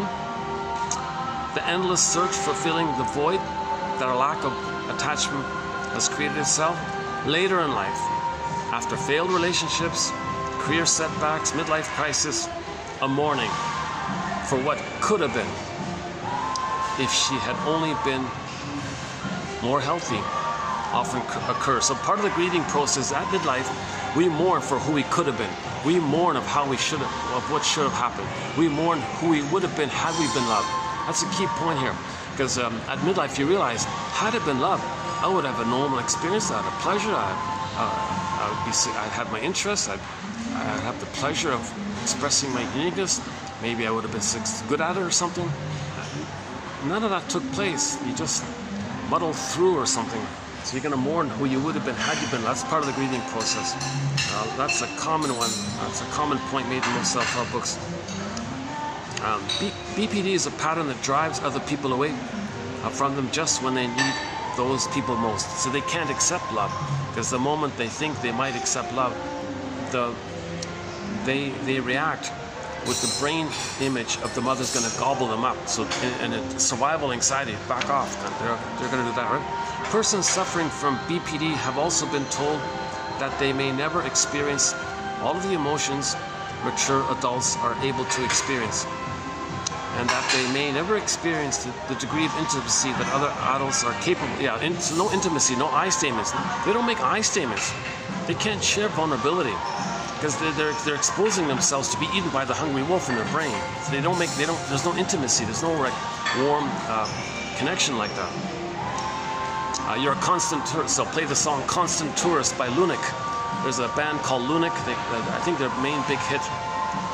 No, their main big hit was that beautiful song. That beautiful song, or beautiful something beautiful song, or the beautiful song, or that beautiful song. So that's their main big hit. But I think their second big hit, the second hit, was "The Constant Tourist." That's on our soundtrack, "Constant Tourist." So you always feel like a tourist. You're not connected, like you're not there, right? In relationships, others feel like tourists with these people, with them. So that they have an immense fear of intimacy, fears of engulfment and abandonment. Someone with BPD is usually able to understand that even though her boyfriend was late, he can still be a good guy and all this. But if the person does have BPD, okay, and they make one mistake, he's all bad. So they have this impulsive, either or, all bad, all good tendency. A key cognitive feature of BPD is dichotomous thinking. Yeah, from there, only two categories. That's the survival mind. The more the baby's traumatized, the more he's going to see the world in either or, because that's the survival mechanisms. BPD is acting out or acting up, which is a conscious attempt to get attention, sympathy, nurturing, or other gains. Borderline clients have a poorly developed sense of self, ego boundaries known as identity diffusion, trouble knowing where they end and where others begin. So that the example was the child expressed his distress. The mother was wildly distressed because the fusion there. And then to deal with the pain of her distress, because she can't soothe herself, she can't soothe the child, so she attacked the child. Can you believe it? So that child never went to the mother, because the child said, I always feel worse when I talk to you. What are we doing? 9%. Jeez. It's too bad I can't keep this going on. BPD is more likely made than born. This is supported by the typical emergence of this disorder after accumulated developmental trauma. Okay, here, recover. What about recovery? Okay, one definition of recovery might be like this. Recovery from all this is a process of completing the personality development that was arrested by the traumatic psychological injury. Mother abused the baby in the uterus. There is child abuse in the womb. There may be abuse early on. So recovery is going back and picking up from where you left off, so to speak. The core traits of BPD, such as emotional vulnerability, impulsivity, exist within a lot of people to some degree or another. BPD as a disorder with varying degrees of severity, rather than as a disorder that you have or don't have. So here's the compassionate sort of approach to it. Everybody has a little bit of it. It's just a question of degree.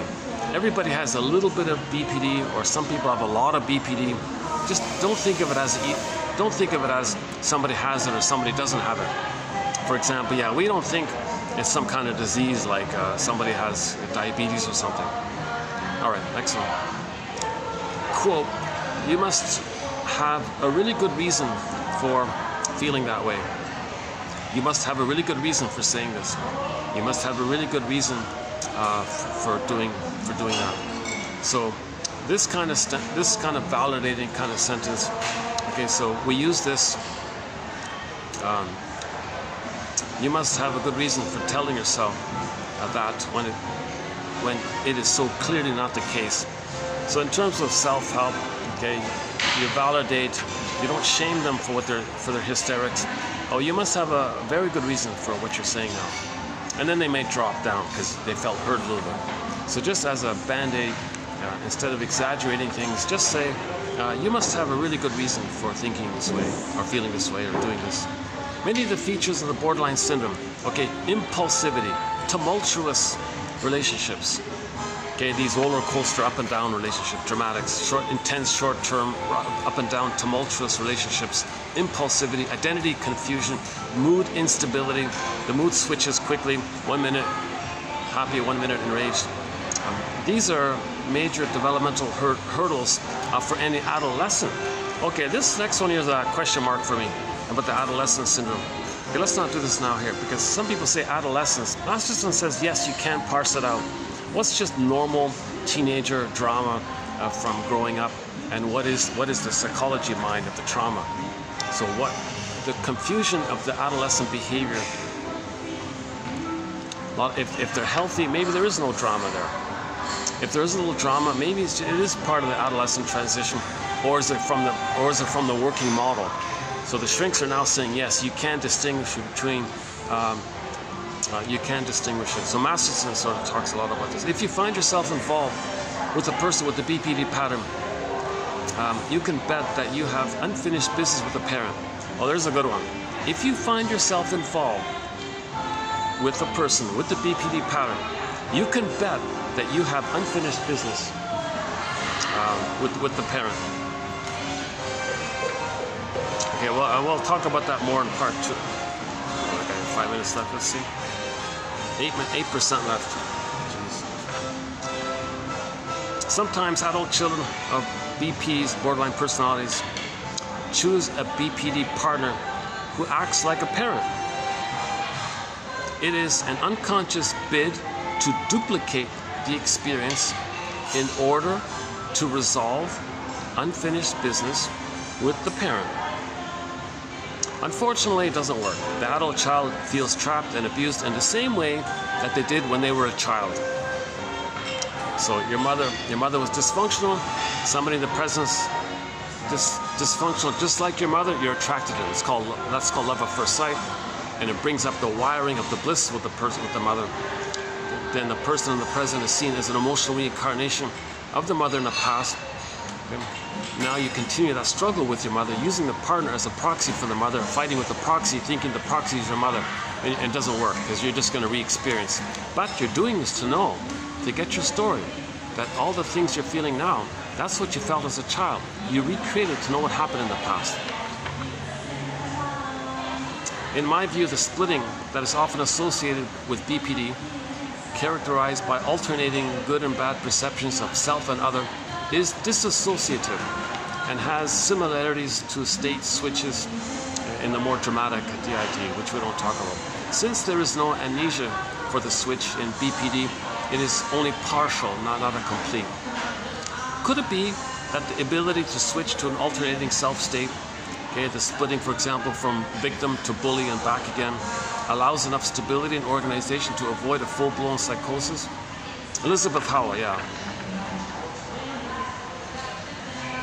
So they're in survival anxiety. So when they flip things around like that, in their brain, they're battling with the shaming breast mother, with the force feeding, with the rough handling, whatever rude things the mother's doing.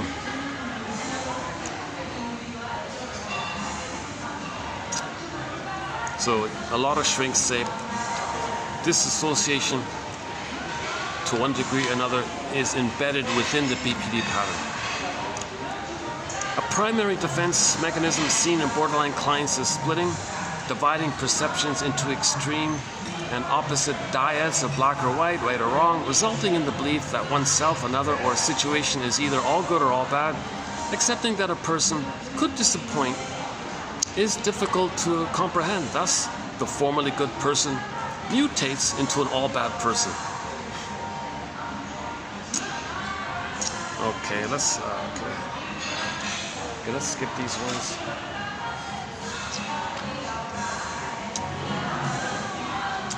Yeah, research studies have shown that young adults diagnosed with BPD have difficulty in considering another person's point of view. Yeah, so lack of empathy, they don't care, they don't see it, they don't want to know, they don't care. They haven't reached that internal working model. They don't have the model to care or see, so they'll be soul blind. So they don't argue. Someone said, yeah, they don't have the boots nor the bootstraps to pull themselves up to that level.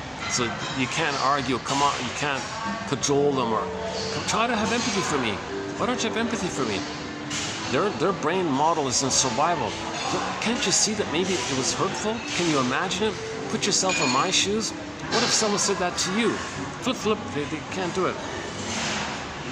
BPD comes with a lot of extra baggage.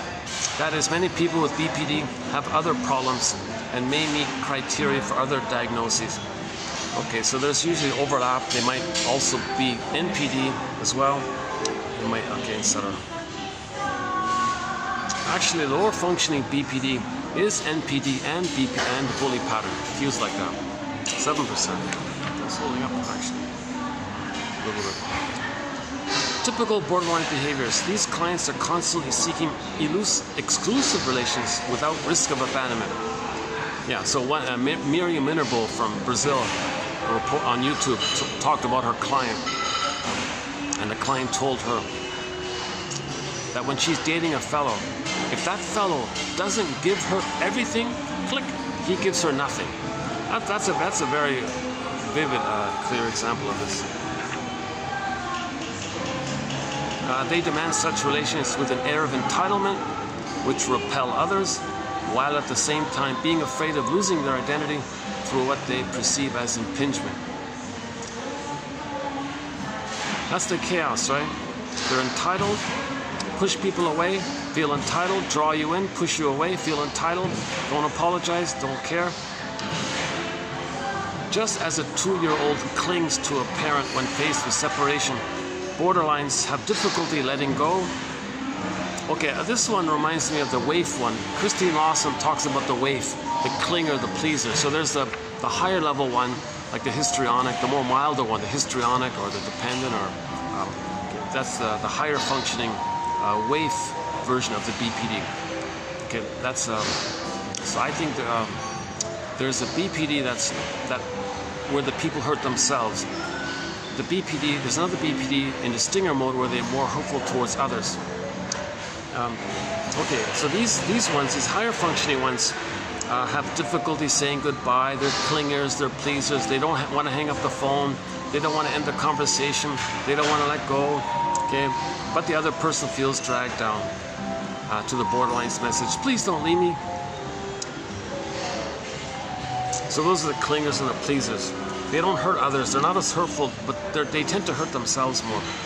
The lower functioning one, they're going to hurt others because others are them, and they're playing the mother who hurt them.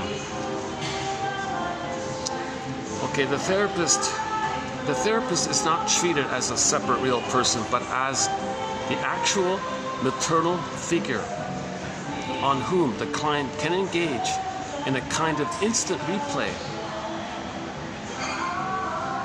of the emotional, of the abandonment scenarios imprinted in childhood. So in the present, it's an instant replay of the abandonment scenarios imprinted in childhood. So there's an imprint from childhood. In the present, it's like a replay of that. It's like a flash, like it's the present is the past, and you're replaying the past in this instant replay. One way of putting it, yeah. One self-help author talks about there was a town that wanted to protect themselves from weather issues and all this, so they called it disaster resistance. They'll use the money to change the way the river runs so it doesn't flood its banks. So just as some towns might anticipate there might be a huge flood or something, so in anticipation they might create some sandbags or whatever, divert it, so when it does come, they won't be too affected by it. Well, wouldn't it be nice to be BPD resistant, to not be affected by BPD behavior? So these quotes can help us, can help someone be BPD resistant, because you know what's going on, right? So you won't be swept up with their drama and all this, right?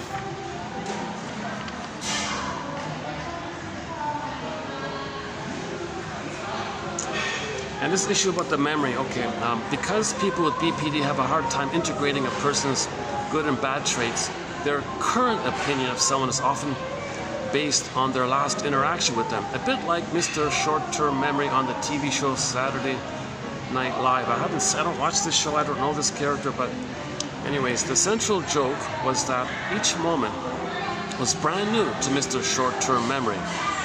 So there's a comedy character called Mr. Short-Term Memory, according to this. For example, during lunch, he would continually introduce himself to his dining partner and order his food again, and then again, and then again, etc. The emotional memory of people with BPD is a bit like that. So it's only like it's always like a now kind of thing. Something 5 minutes ago, they forgot it.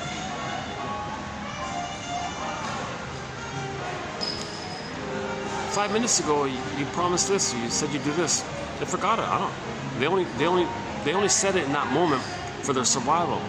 But 5 minutes later, it's a new moment of survival. So, aren't you going to follow through with that? "No, I just said it because I only lied to you to survive." And you follow up on it. "Oh, they forgot it." That's also survival, to blot it out, to forget it. So they're very forgetful when it comes to these kinds of things, or they might have a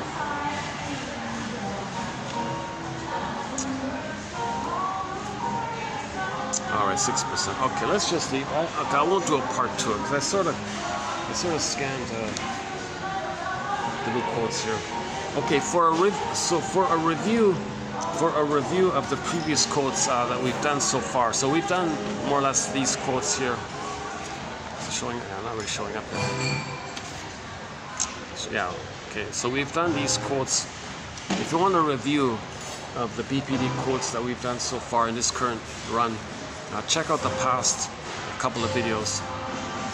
Yeah, they're not bad. I would say check out the past 2 videos. No, 3 or 4. Check out any of the past 3-4 videos. Well, if you check out the last one, it's the most inclusive summary of all the quotes. So we talk about loss in there. She's got a, yeah. Here's one of my favorite ones. Although borderline mothers may love their children as much as other mothers, their deficits in cognitive functioning and emotional so deficits in cognitive functioning. They don't have the reasonable thinking of being able to see the other side. It's either or. That's a cognitive deficit. If they're always either or, that's a sign of trauma. Emotional dysregulation. They can't regulate their emotions because mother never soothed them. That's going to lead to behaviors that undo their love. You see? So even though you might say the mother with the BPD pattern maybe genuinely wants to love her child or tries to love her child, even if you say it that way, okay, their deficits in cognitive functioning and emotional regulation create behaviors that undo their love. Borderline mothers have difficulty loving their children patiently and consistently. Their love doesn't endure misunderstandings or disagreements. Child wants to be autonomous. You're betraying me. She can't tolerate it. So they can be jealous, rude, irritable, resentful, arrogant, so on. So these children grow up without knowing healthy love. Okay, the shrink said to the BPD client, wait a minute, I can't possibly follow you at this speed. What feelings impel you to rattle on? What feelings impel you to rattle on? And she might drop into her feeling. Yeah, so the earlier, so one from earlier in this video was, you must have a good reason for talking like this. You must have a very good reason for saying all this. Another one is, what feelings impel you to rattle on? You must have a good reason for rattling on.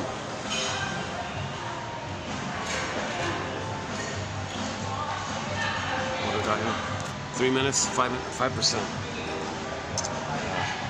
Oh, what a pity, because I'd like to run through them. Okay, here's the House of Mirrors. Early sessions with the client with the BPD pattern can be like walking through a house of mirrors in search of someone. There is a now you see it, now you don't, catch me if you can quality to what they're saying. So they don't want to cooperate, they don't want to free associate, they don't want to talk about feelings. They're flipping. I didn't say it, you said it. The other person says something, oh, I said it, you didn't say it. No, I said it. No, I said it, you didn't say it. You said the thing, like they said something, don't say they don't just said. There's a hall of mirrors. Are they? And you think sometimes they might be realistic. Then no, they're in the Wizard of Oz. They're in the land of Oz. You think they're there? No, maybe they're. You catch it. They flip it. They flip between this borderland of the two worlds, of the neurotic and the schizophrenic. They flip it around, and it's a fusion. And the BPD pattern is a fusion. It's a fusion amalgam which comprises of this ability to flip all the time. So they're never wrong. You can't catch them. They'll use stony silence, blame, distract, maybe tell you the truth just to confuse you, just to mess with your ability to find their pattern. So now you're trusting them. But they said something, so the best way to tell a lie is to include a few crumbs of truth in it. So they might use that tactic. Okay, the best, a half-truth is the father of many lies. They like things vague and open so they can flip around all the time. So they'll create that kind of... Yeah, constant reversals, repeated reversals, rapid changes. So shrinks are always saying how they don't want to. It's tiring. They're they feel tired and empty and depleted by all this. So shrinks traditionally avoid them because they don't want to heal. So how do you help them? Now, yes. So Master Ascendant offers an approach called lending your reality ego and confronting them. Burglar says you got to stick with it and know it, and finally they'll adopt your reasonable mind kind of thing. So you got to lend them your brick house and help their straw house to become a brick house, or help them to weave a catcher's mitt so they can catch the ball. Yeah, children of borderlines never know from one minute to the next how their mothers feel. Like the game of she loves me, she loves me, she loves. So children, does my mother love me? She loves me not. Like it's just a random flipping all the time. So these children don't feel safe to develop. Lots of double binds and gaslighting. Okay, they have survival anxiety. That's one of my favorite examples. They have survival anxiety. You got to think of it that way. They're always in survival mode. So you got to think of it that way. When they're lying and BSing and misleading or alluring and rejecting, all these tricks, propaganda, rhetoric, all these things they're doing, including push-pull dynamics. Well, part of it, okay, the push-pull, draw you in, push you out. So they do want love, but they got to reject it while they pull you in. Okay, they only see two ends of the spectrum. There's no under heaven, over hell. It's only either or, right? So that is the Streetheart's second album, very good album, called Under Heaven, Over Hell. It was taken from their song Storyteller. Very good song on their soundtrack.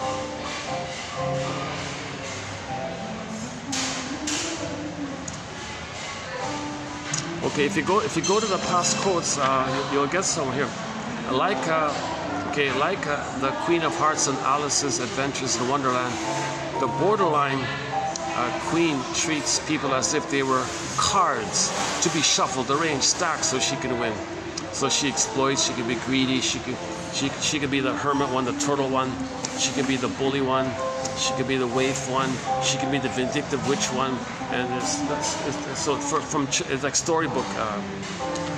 So children children see their mothers as storybook characters.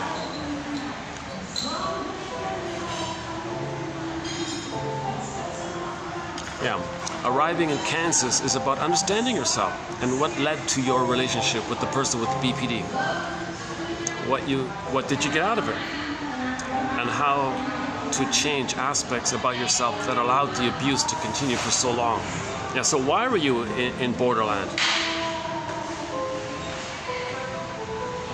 Alice in Wonderland, the emotionalities borderland, she called it. It is about teaching yourself to not tolerate this abuse and understanding why you did tolerate it, and finally to realize that you're worth more than being an emotional punching bag for someone who feels poorly about themselves. Kansas reality, secondary mentation, is a state of mind about knowing who you are as a person and not having to constantly sacrifice yourself for the benefit of another. Owning your own emotions and feelings and being allowed to be happy without taking on someone else's misery. So children believe they have to absorb mother's misery to try to save her. As adults, you trust your intuition. You don't have to keep on doing that.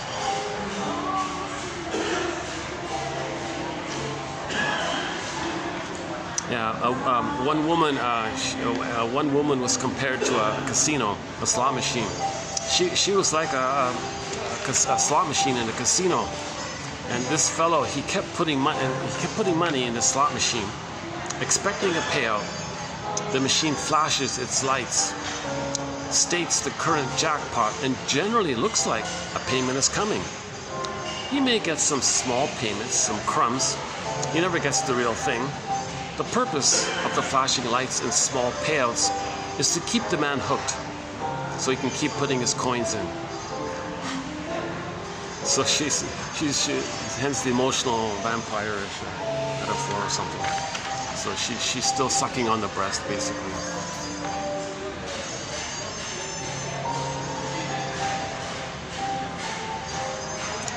Okay, one about the spectrum between hysterical and schizoid continuum.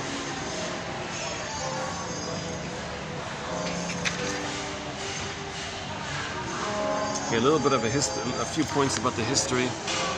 Oh, here's a good. Oh, do we have time for this? Let's see. 3%. Oh boy. Okay, BPD is a kind of PTSD. In PTSD, there's a specific trigger. In BPD, just relating is the generalized stress of relating. So think about that, right? BPD is a kind of dispersed, generalized, vague PTSD. Put it that way. Gratz says. Psychotically neurotic or neurotically psychotic. It's an amalgam of schizophrenia and being normal. It's a new amalgam. It's a collusive symbiosis exists between the two. And there's an unusual tenacity, an unusual stability. They can live their life like this, and this perverse cohesion. So it's a unique breed, right? It's a unique kind of thing. Now they're not happy, but they're addicted to it. They're skillful at it.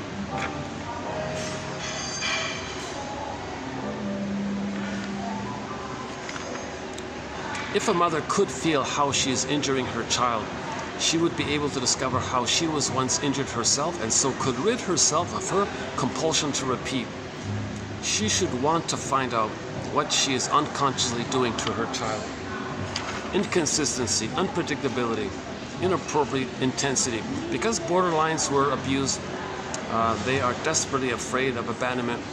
They seek emotional control, sometimes even by threatening abandonment. So the mother might say to the child, if you don't do what I want, child, I'm going to leave you here in this strange city. And so the mother threatens to abandon her child in some strange city.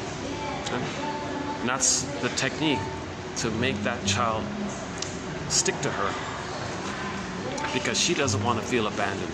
So she terrorizes her own child so the child will never leave her. It's the mother's agenda to not feel alone. Okay, Christine Lawson's versions about the bully queen, the vindictive witch, the hermit, and the waif. So that's in there. Okay, one about the butterfly, one about 2% left. Oh, geez, what a pity, eh?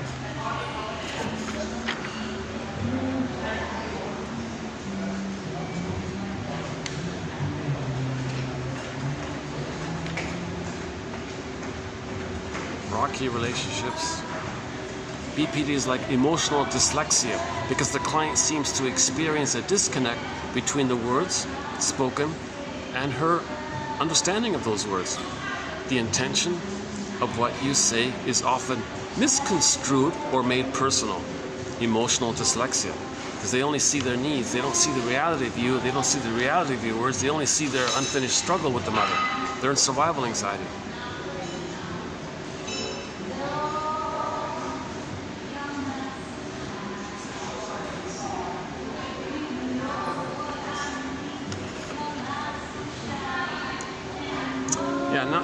McGuire and Trossi point out that most of the defining items or traits in BPD, which we customarily view as simply a variety of psychopathology or dysfunction, can also be understood as indices. So the BPD traits are indices of failed efforts to achieve goals or meet needs which required mother's participation. That's not bad, right? It required mother's participation. A need unmet by the mother. Mother didn't participate. Every trait of BPD can be linked to one of these.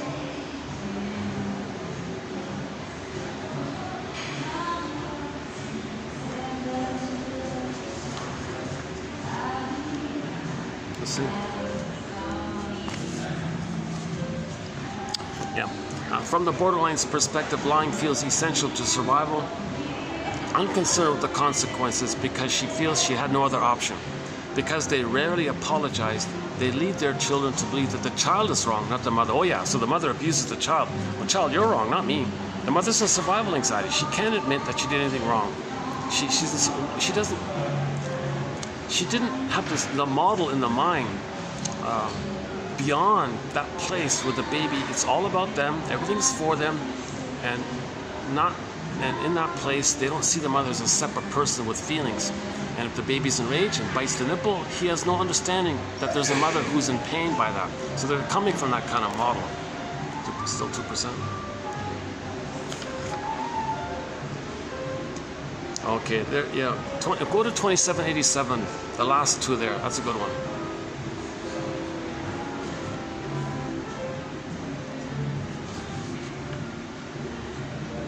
Okay, a few about the witch one, and okay, the one about the unicorn in the garden. That one, the James Thurber's comical tale from 1931. Lawson compares the BPD a little bit to that story.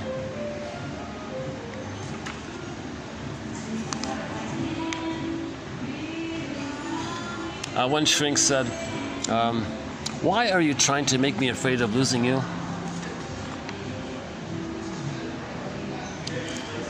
Like, I gotta, you know, when it hits 1%, I gotta stop it to save it.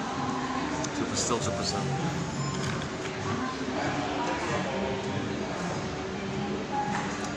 Okay, like the witch in Hansel and Gretel, the borderline has a keen sense of smell for human weakness. Witch mothers know what to say to hurt or scare their children and use humiliation.